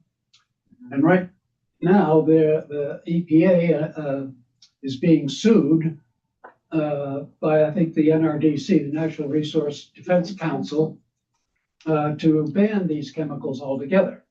So I am not alone in the concern about this class of chemicals. It's quite serious, and it's including especially effects on non-target insects, but other wildlife classes too are at risk.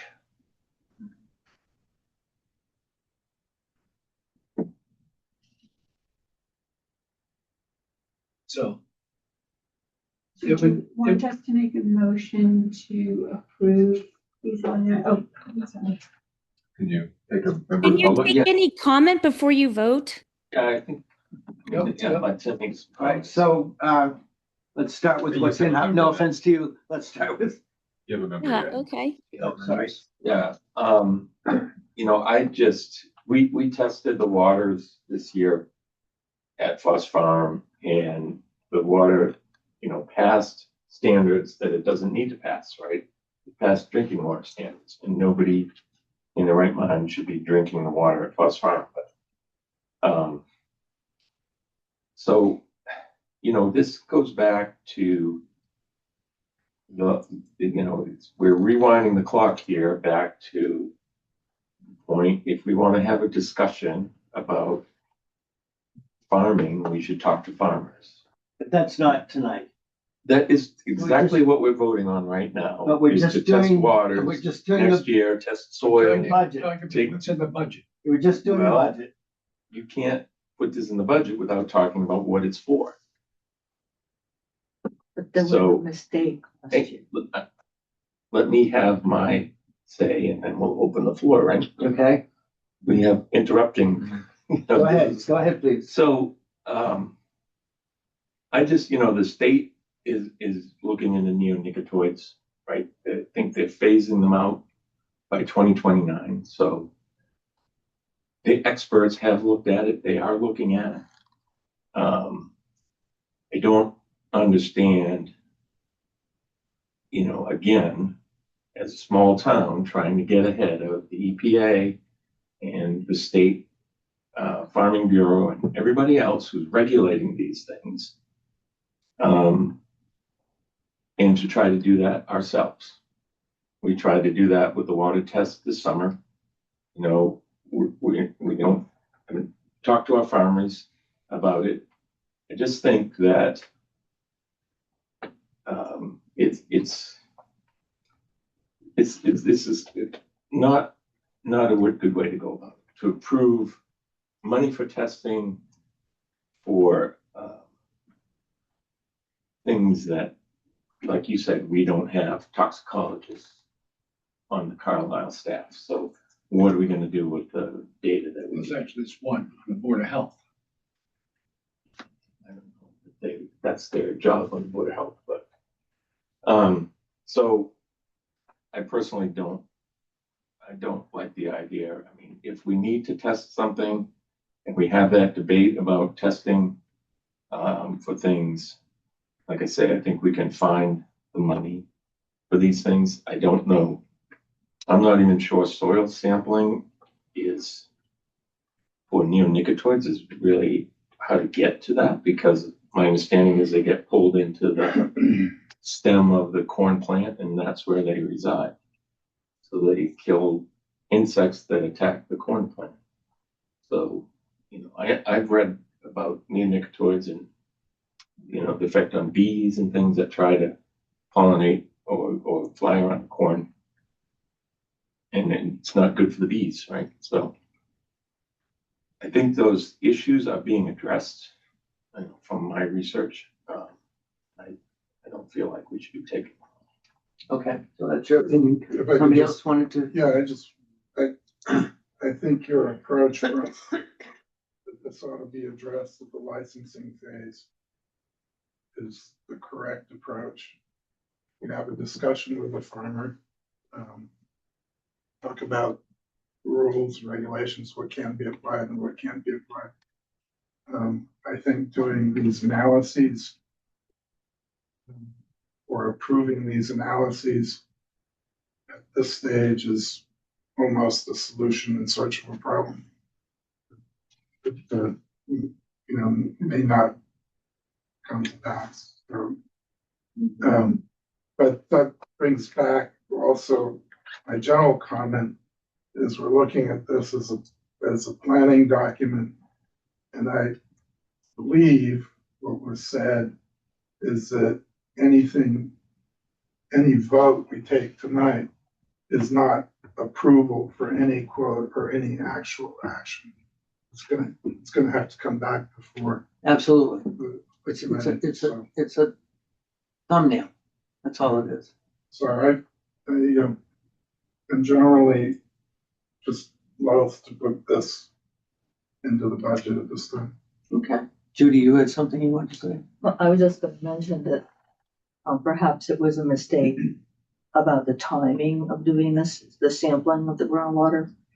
Because if you think about it, if you took a little piece of dye, okay, and dropped it on the sandy soil of Foss Farm, it would just go pretty much right through, okay, because it's sandy soil. So the fact that the sample started before there were any chemicals applied probably meant that no matter what, there was going to be nothing found. Okay, so that's not a reason to say, well, look, forever and ever, there'll be never any chemicals being seen in the groundwater. I think it is logical to test at different times of the season or different times after application to sort of get a better model of what's happening with the groundwater flow and anything put on of any sort. So that's what I was just going to say. It wasn't that, it should never be done. It should be carefully looked at as far as what time and when. So. And I just want to point out that Concord banned neonics in any new licenses for agriculture. They don't allow it at all. And that was as of, I think it might be 4 or 5 years now. So, Chris is saying we shouldn't preempt what the state is doing, but Concord did many, many years ago. Adam, you wanted to say something? Yeah, whenever it's my turn. I don't want to interrupt. Done. Unless somebody else. Go ahead. So I asked a question before, but I guess I'd state my opinion on this then before a vote. It's complicated for me. I mean, I feel like I'm still against the chemicals in our food chain, personally, but in this topic, when I read it as black and white, the farmers are following the law. We can agree or disagree with the law. And maybe there's other steps to take, process and down that road, but I'm not at this point in favor of leaning into action that imposes just our values without starting a conversation with the stakeholders first. So if it's something like whatever Concord did, that I would have hoped, or I would assume that would probably have been a bigger process, starting with conversations with the stakeholders. It was done at town meeting. Yeah. Yeah, it's bigger than us just saying, let's put it in the budget and get it done next year. So that's where I don't think it goes I don't think it goes in the right direction approaching it this way, whether it's right or wrong. Anybody else from the committee? Well, I just want to go back to the issue for us tonight, which is whether or not we put money for this testing in our provisional budget. I don't think it hurts us to do that. Doesn't commit us. It doesn't commit us. I'm not entirely sure that it's going to, if we do this work, it's going to get us great data. I wish there was a way of knowing that.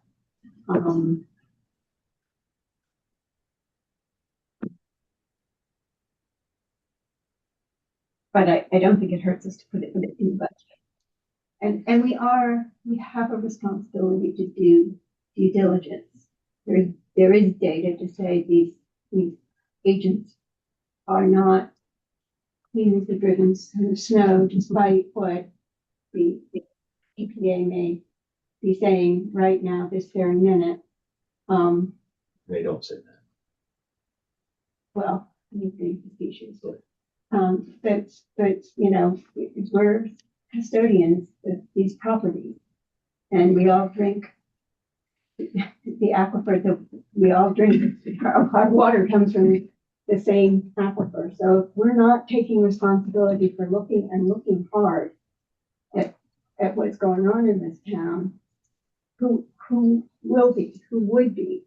And just because we've done it the way we have been doing it for the last 30, 50 years doesn't mean that we shouldn't take a long, hard look at whether or not now is the time to maybe change our approach. And you know, that has to happen sometime. And maybe we won't find anything, but it doesn't hurt to look hard. And we're not talking about huge amounts of money here. My thing I'll say, which I've said before, is this is a due diligence type of, part of a due diligence type of analysis, of which my upcoming report is also a part. And the town has not looked at this issue at all since farming with reported uses of pesticides started in 85, although before that it could have happened too. And I just think it's gone on too long. And so I think we have to spend some time. And if we keep waiting for some shoe to drop somewhere, which it hasn't over all these years, we're not going to see a lot of the types of impacts that these chemicals can produce are so small that if you go out there and walk around Foss Farm, you're not going to see the evidence jump out and bite you. You need data, and it's not, maybe not all going to come in one set of analyses, but we have to start somewhere, and it either has to start with collecting data, or it's going to have to start with perhaps making policy decisions on pesticide use that have no supportive basis for the decision. You just vote because of what you hear and read in other publications. So I'm just pushing for more action so we know what's going on and take control. Now, to some extent, I hope, as I've said before, that when I finish my report, that'll provide some literature basis for your thinking. But do I think I can count on appropriate action in the future without necessarily having this as something of a, well, it's almost like a threat of saying, yeah, we're ready to take action. We have money in the budget to do something. If it's not in the budget, we're dead in the water for another fiscal year. But that wasn't true, for example, with the atrazine, because the town manager approved us and got us money to do Yeah. something. So, but I do agree it should be in there, but How do we know if we had a conversation with AgCom about this? Again, like it comes back to it comes down to real impact. And real impact is not trying to find a single test result in it, which again, using words from previous meetings, ends up coming across like a witch hunt and in the wrong, that's the perspective. Instead of saying, well, hold on 1 second. how do we drive the Hold on, conversation? just trying to take notes. So, do you have a question? Oh, okay, go ahead. You okay? I'm sorry. This is a witch hunt. Somehow this is a witch hunt. Is that what you're No, getting at? I'm saying that the comments and the perception from previous meetings were that this, like, focusing on a single property and a single study, or trying to find a result and coming back, right? That's what the community has used for verbiage, right? That's what we've I think heard. you have to slow down so she can. So that's the verbiage that was used. I think it's being recorded anyway, so we can go back and listen to anything we need Well, to. but she has to. So- You're making more work for her. All right. But yeah, we don't need word for word, to say thank I people. do. I mean, you're perhaps the person to speak to this, Judy, but I sometimes get the sense that we have these are conservation lands, and there seems to be a sort of superimposition of agriculture onto conservation, but I don't, is that correct? That agriculture is, that by doing agriculture, you are abiding by sort of first principles of conservation? Well, from my limited understanding, Carlisle has been gracious enough to allow agriculture on its conservation lands. When a farm has agricultural use on their own lands and their agricultural lands, they are allowed to do anything they want on that land. Any methodologies or any chemicals or any choices regarding filling in wetlands or anything, okay? These lands in our town that are conservation lands purchased by town for conservation are not subject to any rulings over agriculture whatsoever, according to the town council. And that's what, chapter 78 or section I don't Except 77? for Hutchinson Robbins. So, yeah, instead of the APR, that's different, okay, Yeah, so I mean- agricultural preservation restriction. Okay, so, I think our job, and this is just my interpretation, is that it's conservation land first. And, the reason it seems like we're picking on Foss Farm is merely Foss Farm has the Concord River right adjacent to it, okay? And it has a tributary to the Concord River going right through it, all right? So there's two serious water things, and And the National Wildlife Refuge. and the National Wildlife Refuge. So this makes it something that some of us feel it's a special piece of land as far as the susceptibility. And then the whole sand plain grassland, the fact that stuff flows right through that sand. So, and then neonics are being considered the new DDT. Okay, so all of this stuff means that we should be thinking about it. Doesn't mean we need to make changes or do something, but I feel like we're a group that has the responsibility to at least look at it and understand what's happening on that piece of land as a conservation land, especially when it has numerous state listed species, both plants and wildlife. That's all. It's just my perspective, though. It's not one of many of us. So, So to just directly go to your question, many, Which question? Hers? My- it's Claudia's, my it's Claudia's question, but many of the conservation, well, start by saying that in conservation restrictions, the lines between conservation and agriculture are usually quite blurred. And most of the conservation restrictions that you'll find explicitly permit, sometimes overtly encourage agriculture as part of, Conservation. under the rubric of conservation. So I think you have to look at each individual property and its conservation restrictions before you can say, well, this land is just for conservation in the sense we're not going to touch it. And this land is just for agriculture, and this land is for both. You can't just generalize across all other properties that way. So I hope that. Yeah, I mean, I having lived in town for many, many years, my sort of sense of the history of this is that agriculture has been a way of protecting against development.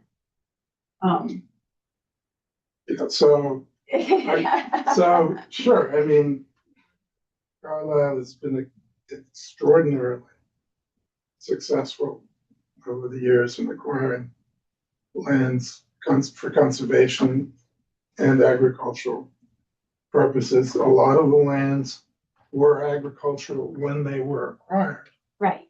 And it was a way, continuing agriculture was a way to maintain at low cost. Yeah, right. So sure, yeah, there's no question. It's been interrelated. And I think there's no question if you don't go around town that there's broad support for agricultural use of town-owned conservation lands. But I think some of that has to do with the history of it being a way of keeping development out of town.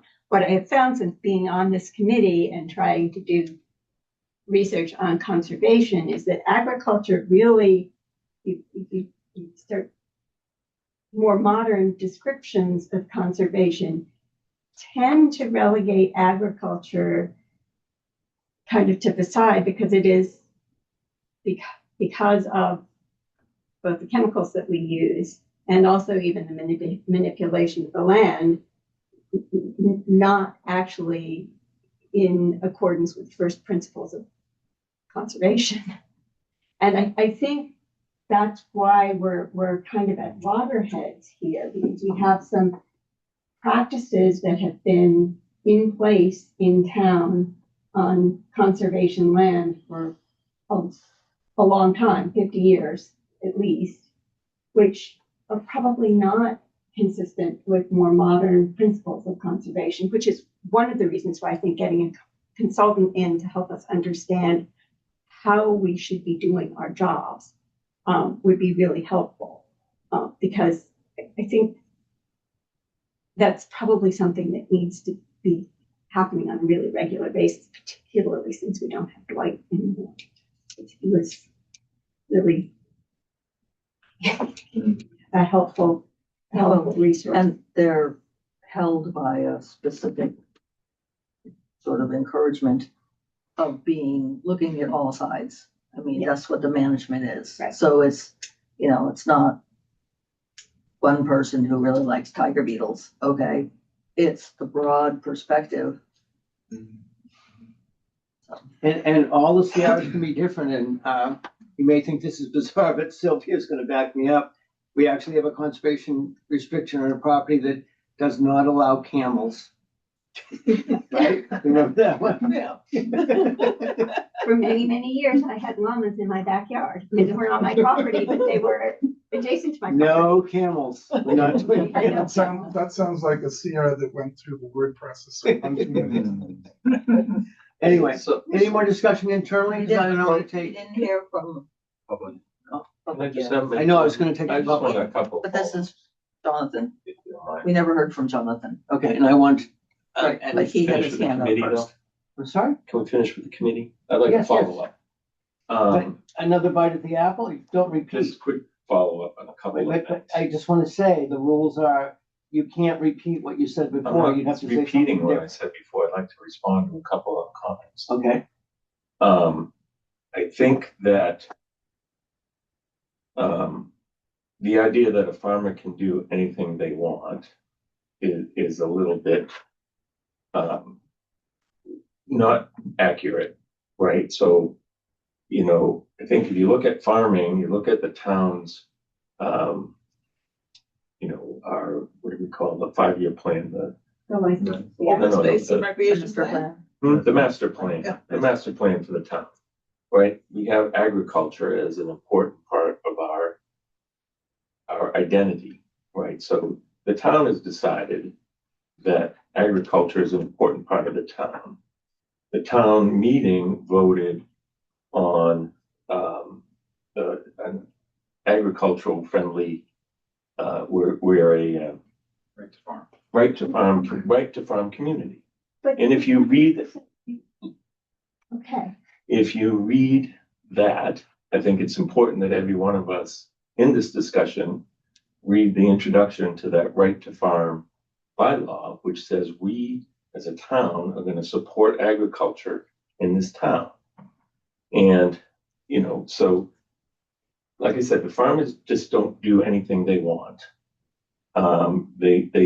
Their license says responsible farming practices.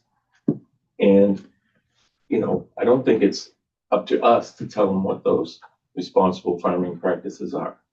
A farmer who doesn't have responsible farming practices wouldn't be a farmer very long because his land wouldn't produce what he needs to produce, right? So we're talking about, and the other point that was made is that this has been going on for 50 years in town, or however longer, I would argue for as long as Carlisle has been here, hundreds of years, but modern farming practices, more like 50.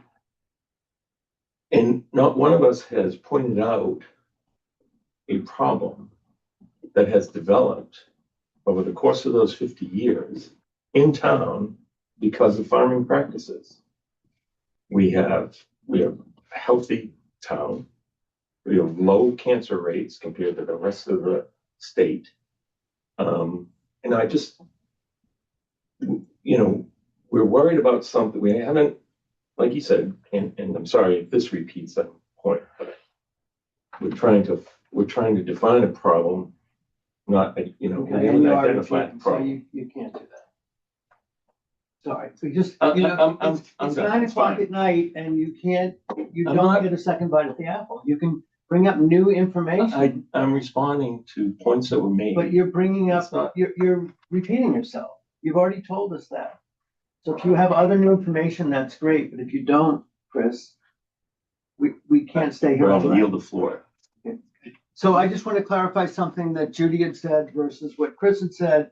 And that's that Judy said, and she's correct, that the farmer has the right to do what they want on their own property. And that's absolutely correct. And that may apply to Mark Duffy's lease of Great Brook. That's between him and the Commonwealth. That's not anything to do with us. But we're talking about properties that are owned by the town.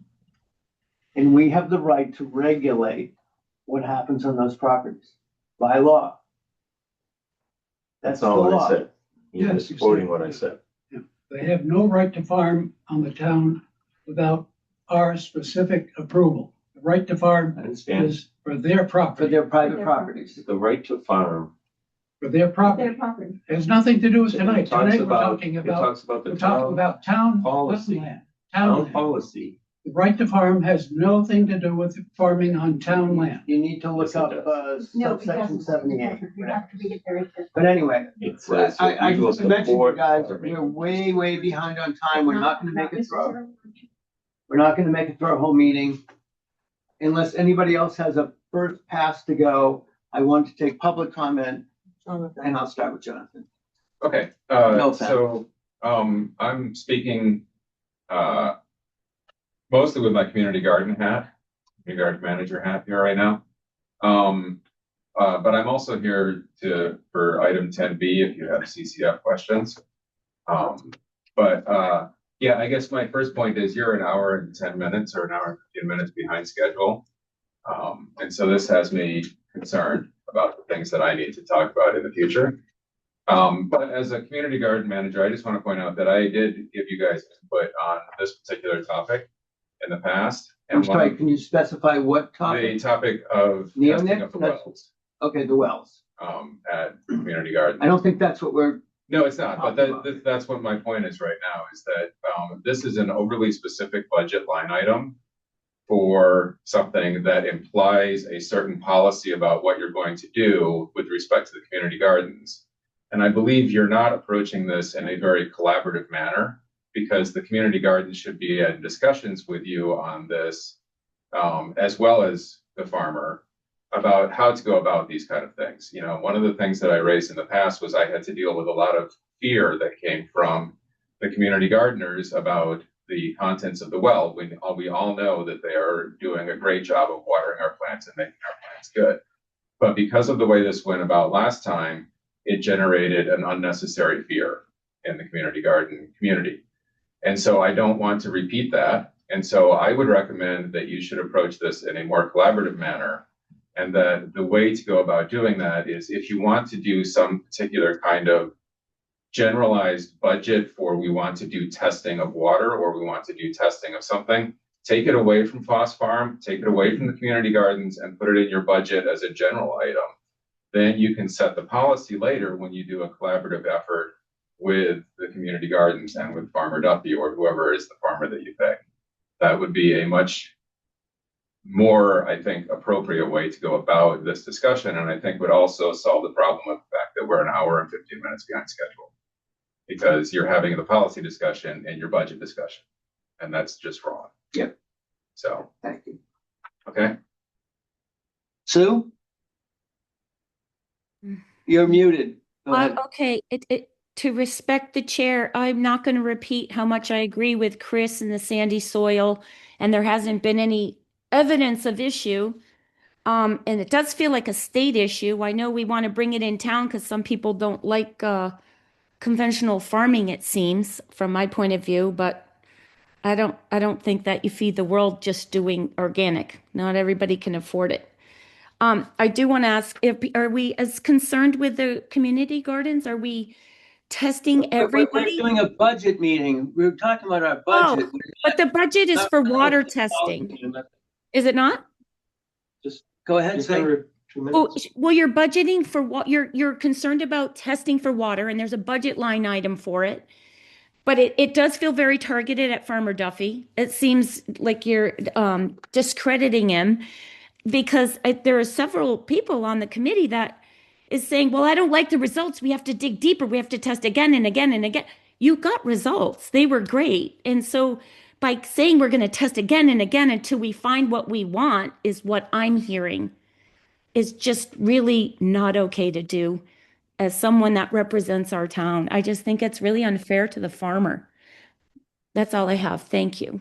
Thank you very much.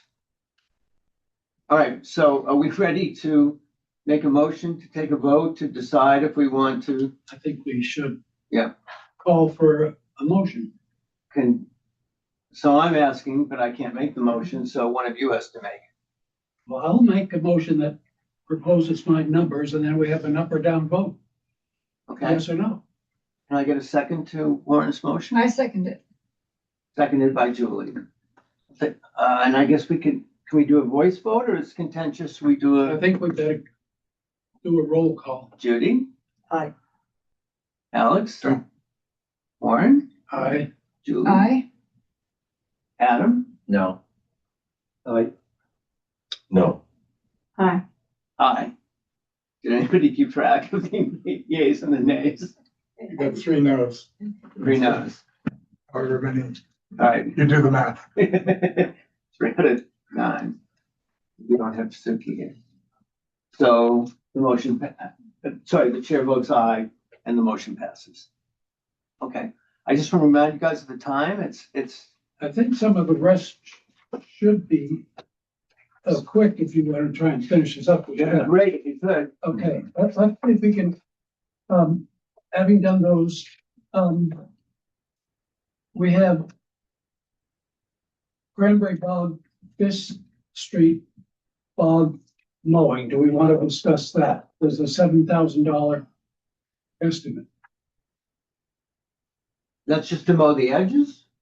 No, the Mhm. interior. The interior, okay. And similar to that, I'll say it and see if we can come back for number 6, woody vegetation removal in the bog, on the edge of the dam, and the Martin Street bog that's in the bog, tree thinning. Those 3 kind of are bog related items that involve in the bog or on the side of the dam and are in total fairly significant, but we don't have estimates on everything. But I don't know if our NOI on the bog, I know you're eating, it gave tree thinning. Is that, We did that, the pine tree removal under Yeah, the. that's under the- volunteer job. under oh, so you're calling that tree, okay. I mean, So, same thing, different trees. Yeah. Sorry. Warren, can you tell me which 3 you're lumping? Okay, so the Fish, on the Cranberry Bog, number 2, Fish Street, in the bog mowing, I'll call it. Number 6, dam number 1, woody vegetation removal with, and the Martin Street bog, number 7, Martin Street bog tree thinning, which is considered to be a volunteer. So we haven't put a dollar number in there. Mhm. So it's really the big item is the Fish Street bog mowing of 7,000, and the rest of it only adds another 500. We need discussion, say so now, otherwise we'll move on. Sylvia apparently has something to say. I just wondered where the 7,000 came from, because I thought it was a little more like. I don't know, it might have been. No, I actually pulled it from Oh, an estimate, but it's a 2-year-old estimate now. yeah, because I thought it was, You gave me the numbers, so. oh. Oh, very good. I don't remember that number. I really don't, but. So that's to mow down all of the, Young Young maples and maples, young pines. Yeah, just some pines now growing along the edge. Yeah. On the northern edge of that. they'll mow much easier than Yeah, the they're a little maples. over my head now. Is there any more discussion we need on that? If not, Can I get a motion? if we, I think that Adam's suggestion was if there's no discussion, We just keep it moving. just Okay. keep moving. All right, let's keep moving. It's The 9:20. last 2 under the bog are Chris's, totaling, 950 for repairs to the, flumes and risers. Discussion? Why would we do that if they're gonna redo the dam? Are these They're not emergency- doing they're not doing those. There's other, There's there's the other, Fisk Street side, Oh, sorry, the Fifth Street stuff. and there's, like I said, I don't know what they'll, if they end up doing it, then we won't spend it. All right, any discussion? Do we accept that? No? I think so. Yeah, it's Okay. actually $950. It's not a big deal. Yeah. Yeah. Next one that's different is the beaver problems, one under Cranberry Bog and Greeno, which is the Beaver Solutions maintenance fee, which has been $1,000 for the last couple of years. Greeno, right? What? Your big You Greeno. know, they didn't, Yeah, they didn't do the Bog bog. and Greeno, They yeah. don't do the bog. They don't do the bog, no, not deep enough. Okay. I tried. Only Chris does the bog. Yeah. So did they actually do it last year? Cause it seemed to me like there was, Yeah, they they did. were Yeah. in desperate need of maintenance. They That's what I just- was- So we'll leave it. The last 2 items are the dog waste bags and rubbish pickup, for a total of $1,600, which Adam and I upped a little bit based upon recent increases or costs, looking at the invoices from the last year. So unless there's discussion, we'll accept those. So here's what I'll do. I'll work on this and get out a revised version for hopefully final edit and review at the next meeting. Okay, And in the meantime, if anybody hears that this is due beforehand, let us know. But I will not call these edits approved on my own.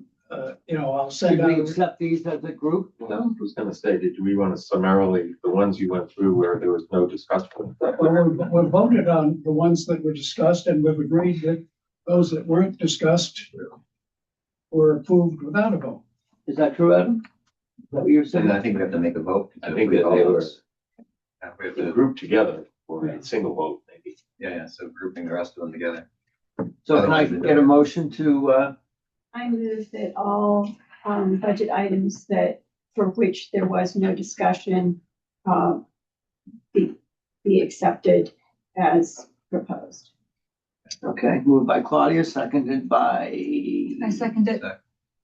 Thank you, Julie. I think we could do a voice vote. I don't think it's gonna be contentious. Yeah. All in favor, say aye. I All against, say nay. And the motion passes. All right, we have to decide what we want to do. It's almost 9:30. We said before that we would cut things off, and if we had to, we'd have another special meeting. And we have more to do. So what do you guys want to do? at least want to make a brief announcement about number 9. It's just an announcement. Go ahead. The Land Steward's annual report. Suki has put the annual report form on a Google Doc, Mm-hmm. and as soon as I chat with her, she will send it out. It's the annual report form that asks the collective group of stewards for each property. So if there's more than one, you have to collaborate and submit a single end of the year report, which takes you probably 10 minutes or less to summarize very briefly how many times and in what manner you checked that property and send it in to me. And the only issue we have to decide is what deadline to put on the submissions. I would like to think that people aren't going to be doing too much at the end of December, and that we could set the end of December as the delivery date, but in the past years, it's been around mid-January.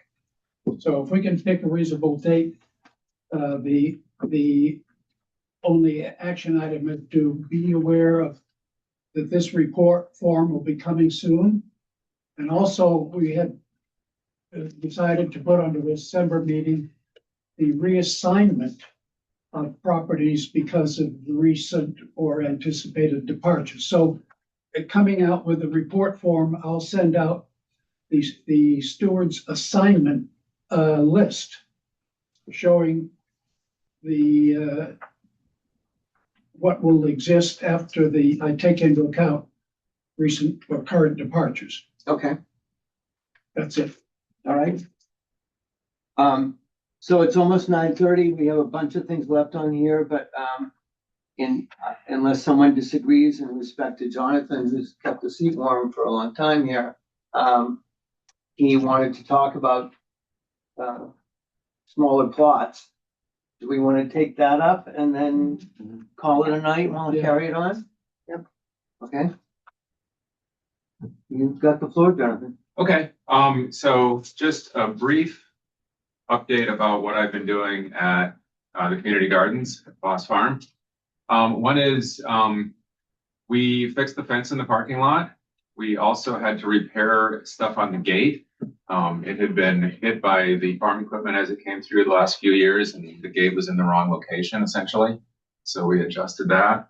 I've also updated the signs, so the no entry without permit sign is improved, as is a new sign for the forthcoming speed bump. Nice so- sign. Yeah, pretty cool, huh? If you haven't seen it, go take a walk out there. It's really cool. Everyone everyone seems to love it. Only one, you're only gonna do one sign? So we'll get there. Okay. So the speed bump, I'm in discussions with Jim Hall as to how to get the material in and make it. Chris has offered to provide a compactor so that we can form it. So we'll take care of that. You guys probably noticed that I pulled some of the compost out of the U.S. Fish and Wildlife that we had over many years shoved back into their place. And so that is inappropriately, I should add. And so I pulled that out. Also, we have some leftover compost that was provided by the DPWs from Carlisle and Bedford. So we're going to be spreading that around. We're continuing to work on the pump updates. We're going to probably paint the pumps this year with some nice fire red paint. Yeah, absolutely. Stuff that's really bad for you. Also, I have so I've been working on enabling the plow to turn around better on one side. I think I mentioned that to you guys in the past. I am also responsible for managing forest succession according to the Foss Farm Management Plan over a section of it. And part of that is encroaching on the road as well. And so I'm trying to find time to move that stuff back, either by pulling it or by cutting it, whatever works best. It's full of invasives. I think it's basically all invasives with the occasional scattering of an odd oak tree, but mostly invasives. And I need an expert on plants. The area to the north, along, I believe it's the Anderegg property, along that rock wall, has to me what appears to be burning bush. Yes. It appears to have been planted intentionally as a screen. Is that true or false? Does anyone know? No. It grows pretty well. It does grow pretty well, but this looks like it's like in a hedge. Yeah. Right, it does. So, But that happens. okay. Well, in any case, as part of my job cleaning these things up, I wanted to start thinking about removing it with the tractor probably to yank it out. But I was thinking it does form a screen there with respect to the Anderegg property. And so I think we need to figure out what we're going to do to put back there. And so I need advice from you guys. This doesn't have to be tonight. I'm in advance warning you that we need to think about this. And also when I looked at the plants, although my AI app and my brain tells me it's burning bush, it does not have the little wings on the stems. Really? Yes. And so maybe they're there and I didn't see them properly, but I need someone who's more of a plant expert than I am to actually go and look at them and go, yes, this really is a burning bush. It has to be. So it definitely is bright red at the right season. So they're pretty. Stem is pretty characteristic. It's very characteristic, and I did not see it on any of the plants that are there. Even the little baby. I know. That's why I said everything is telling me this is burning bush, but it's missing this two-dimensional thing. I'm happy to go look at it. So that would be great. Next year, I'm proposing a couple of changes. The most interesting one for you guys, or the biggest change to the actual community garden rules and regulations is I'm going to propose small plots. And the reason is that new gardeners, elderly gardeners, gardeners who have medical issues, and gardeners who are not always there during the summer have a very difficult time maintaining a full plot. And so to be more inclusive, to allow these other people to be part of the community garden experience, I thought I could take plots and subdivide them into 4 ways and rent those out to people. And so people can have essentially a 10 by 10 plot, which would be much easier to manage. And so I think we would get more people into the community gardens if we had that kind of thing. So I'm going to try it next year, provided I have your support. And the only interesting thing about it is I then have to manage 2 classes of plots because I have normal size plots and small plots. Historically, people get their same plot back. But if I end up with this weird situation where I have one person here with a small plot and one person there with a small plot, then that could be problematic. And so I might have to do something where I adjust the wording on you get your same plot back if you have a small plot, because I I think I need to move things around more You're flexibly gonna subdivide big plots into into 4. 4 small plots. Yeah, And what do you do about people who want to be organic versus people who don't? we only do organic. So you don't have to worry about it. Yep, the rules are very clear that you're only allowed to use, Omni, is it, Omni. yeah, there's a specification for exactly what class organic things you're allowed to do. Yeah. And I believe it's only organic pesticides, no herbicides or something, or is it? Oh, absolutely. Yeah, so no organic herbicides at all, even, no herbicides whatsoever. You got arms and hands to fold. Yeah. So yes, the community garden is already run organically. So do you need us to vote to No, allow? I'm just warning you that this is coming, so when I ship you the piece of paper that says this is the changes, you wonder, why did he make all these? So hopefully you'll know. The other thing I'm gonna do is I'm gonna make some changes to the dates. I'd like earlier response from people. Right now, it's set to get the response back at the beginning of April, and I try to open the gardens at the beginning of April, and so I have a very short window of opportunity to do what I need to do as the garden manager. So I might move the date back on that a bit. Similarly, I'm gonna move the date later for cleanup. Right now it's the end of October, and I think based on what's going on, I should really make that like the end of November. Also, I tried an experiment with food bank plots this year where people could have plots that they would use if they grew food for the food banks. That was moderately successful. Some people did well, other people didn't. I'm thinking of doing something where we make it a community food bank plot, and so multiple people work together on the same plot. But I'm going to make that formalized next year, I think. There's something on the application where we specify your license plate right now. I'm not sure I need to continue doing that, and it's a lot of unnecessary work for me to maintain it, especially when people have poor handwriting and I have to guess what their handwriting is for Or multiple cars? Yeah, we have to keep track of all that, and it becomes difficult. So I might end up removing that.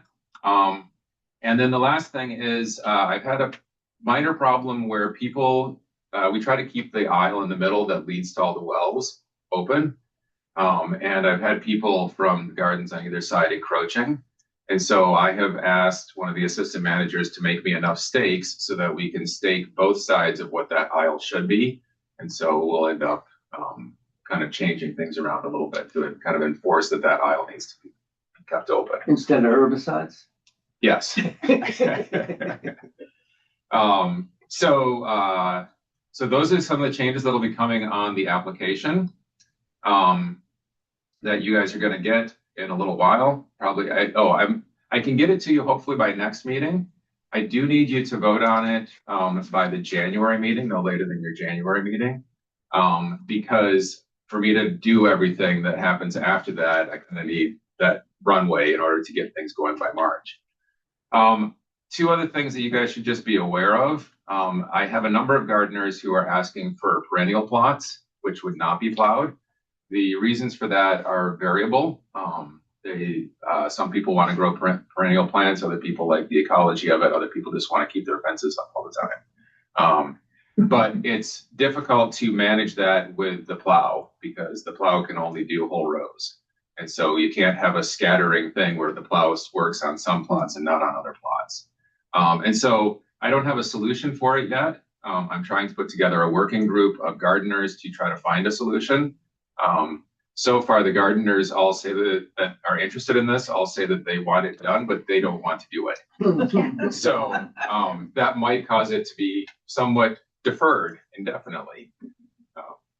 But you should be aware that there is thoughts about that we're thinking about that. And then the last thing is in my research for perennial plots, I encountered some of the other community gardens that had spaces available for disabled people. And I thought that was a really cool option. And right now, Carlisle doesn't have a place for people in wheelchairs or with walkers or anything to work in a community garden. And our community garden is not something where you can do that with. Why is that? It's just the soil would make it so that you couldn't like run a wheelchair through it. Also, the way that these other places have done it is you build raised beds. And so then people that are with a cane or with walkers or in a wheelchair can reach right over and work on the plants without having to bend down. Have you been to Benfield? Because they have a raised, Do they have raised beds there? they have a raised structure for gardening. I don't know all the details about it. I don't know how successful it is, but it's right near the front door. Okay, So, well, and in any they have case, been turned into flowers, Yeah, but that's I don't know. yeah, so this is a big thing to try to think about. Mhm. So, but kind of coming up with, I'm just throwing it out there, saying, this is a thing other communities do, where as part of your community garden, you have a place for disabled people. I don't know that we could ever do anything at Foss Farm. Not maybe at the community garden, but maybe closer to the parking lot. I don't know. So all those things would need to be thought You about, never but, know. so yeah, there's lots of, so you also don't necessarily want to say separate but equal. Yeah, exactly. So, but I'm just telling you now that I'm thinking about it. If people come up with ideas, it's kind of a long-term thing to think about, but it's something that I think we as a community should think about. So, and then, lastly, since we did, have a long discussion You about. said lastly about 4 times. Oh yeah, sorry. The real last one, I'm losing it. Just a reminder that yes, the community gardens does interact with the licensee of Foss Farm to get things plowed. And I need to have it plowed at the beginning of April usually. So anything that you do with respect to the license, we need that finalized in time to be able to make that work. Otherwise, the community gardens runs into trouble. So we had one year, a few years ago that didn't work out. But sometimes that's because it's correct. It is, so that's usually the case, which is a perfectly fine natural phenomenon, but when it's the committee being slow, that's a problem. So I just would like you to be aware that if the committee slows down the farmer, you slow down the community gardens. I could get 70 people in here to your meeting that will yell at you. So don't make me do that. Thank you. And you don't do any, snow removal or any plowing in the winter. I'm thinking of the speed bumps. No.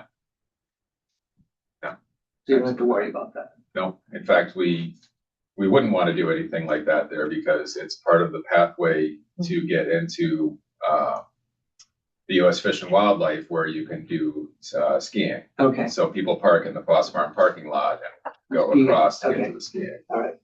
It's a great place to go skiing in the winter, one of my favorites. Especially on a moonlight night. You're not gonna hit the bump and fall over. You know, if you do, you've got bigger issues. The ski jump. Yeah. Okay, so it's 9:40. Is there anything else we really want to do right now, or do we want to put this all off for the next meeting? And do we want to make a special meeting, or we want to just put it on our next regular meeting? Well. What else is on the agenda? This is the, Table Z, Beavers, Foss Farm, And the final review of the budget. the budget, the Woodward land, We can't go to Bluebirds, weekly meetings, so and adjournment. we can't meet any more. I can give you one quick thing. If I can put my CCF hat on a minute. Even though you were final already? Yeah, my next final. Yeah, So item 10B, you Yeah. have the CCF letter. yeah. I- I'm not going to that right now. No, but I can just tell you something about CCF and then I don't have to come back. Oh, okay, go ahead. So CCF is gonna move ahead with, the baseline report that is necessary for submitting a CR On Woodward. on Woodward, Okay. on the second half of Woodward. Okay, Um, so So- you guys are, that's on your dollar?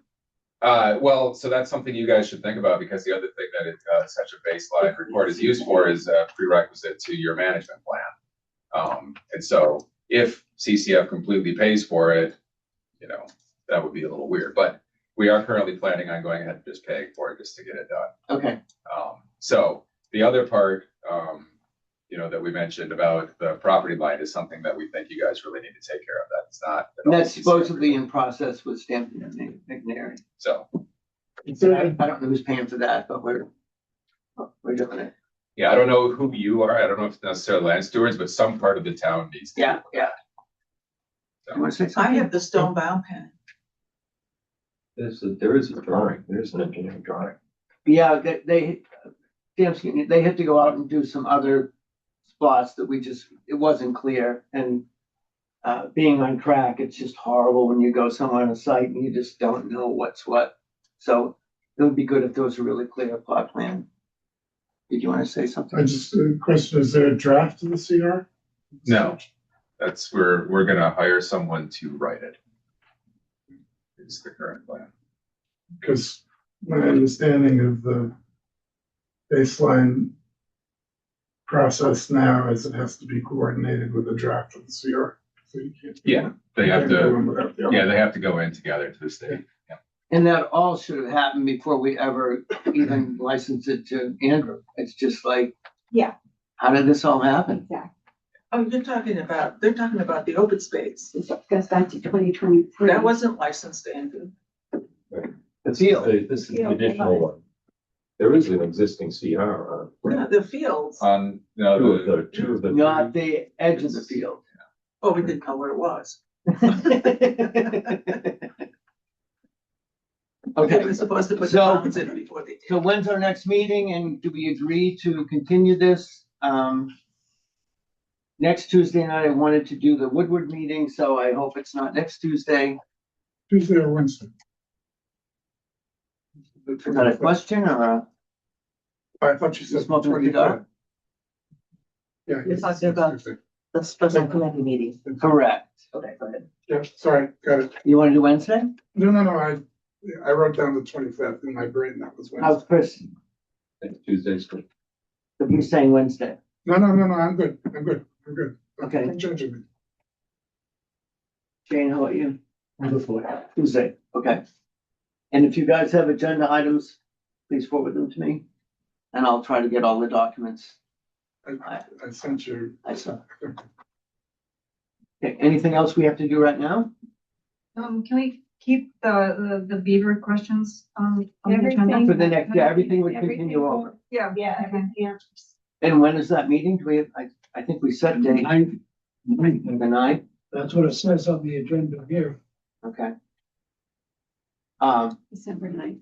And could we possibly, I hate to usurp, but could we possibly pick a second December meeting for the Woodward Subcommittee right now? So just so we can plan? If we want another one in December? Otherwise, it's gonna be years out.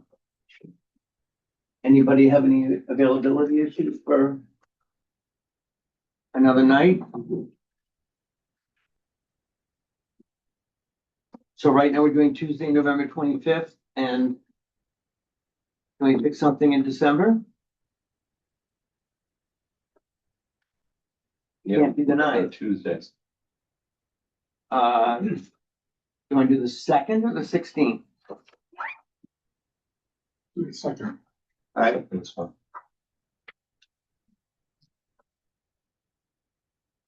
thank you. So I need a motion to close this hearing. Motion to adjourn. Motion to adjourn. Second. Roll call vote. I mean, how about a voice vote? Uh, Julie, I have the beaver stuff in the car. Can I give it to you? Yeah. So the second December meeting is Is the 22nd? the 2nd of December is only for the Woodward Subcommittee. Oh, okay. I can't remember. We when pick it another, came we pick another, up. our next regular Quite some meeting. time ago. The ninth. Doing strategy for the ball Thank you. as well. Oh. Yeah, I'll just look for. I know. All right, so Adjourned. we go to CPA.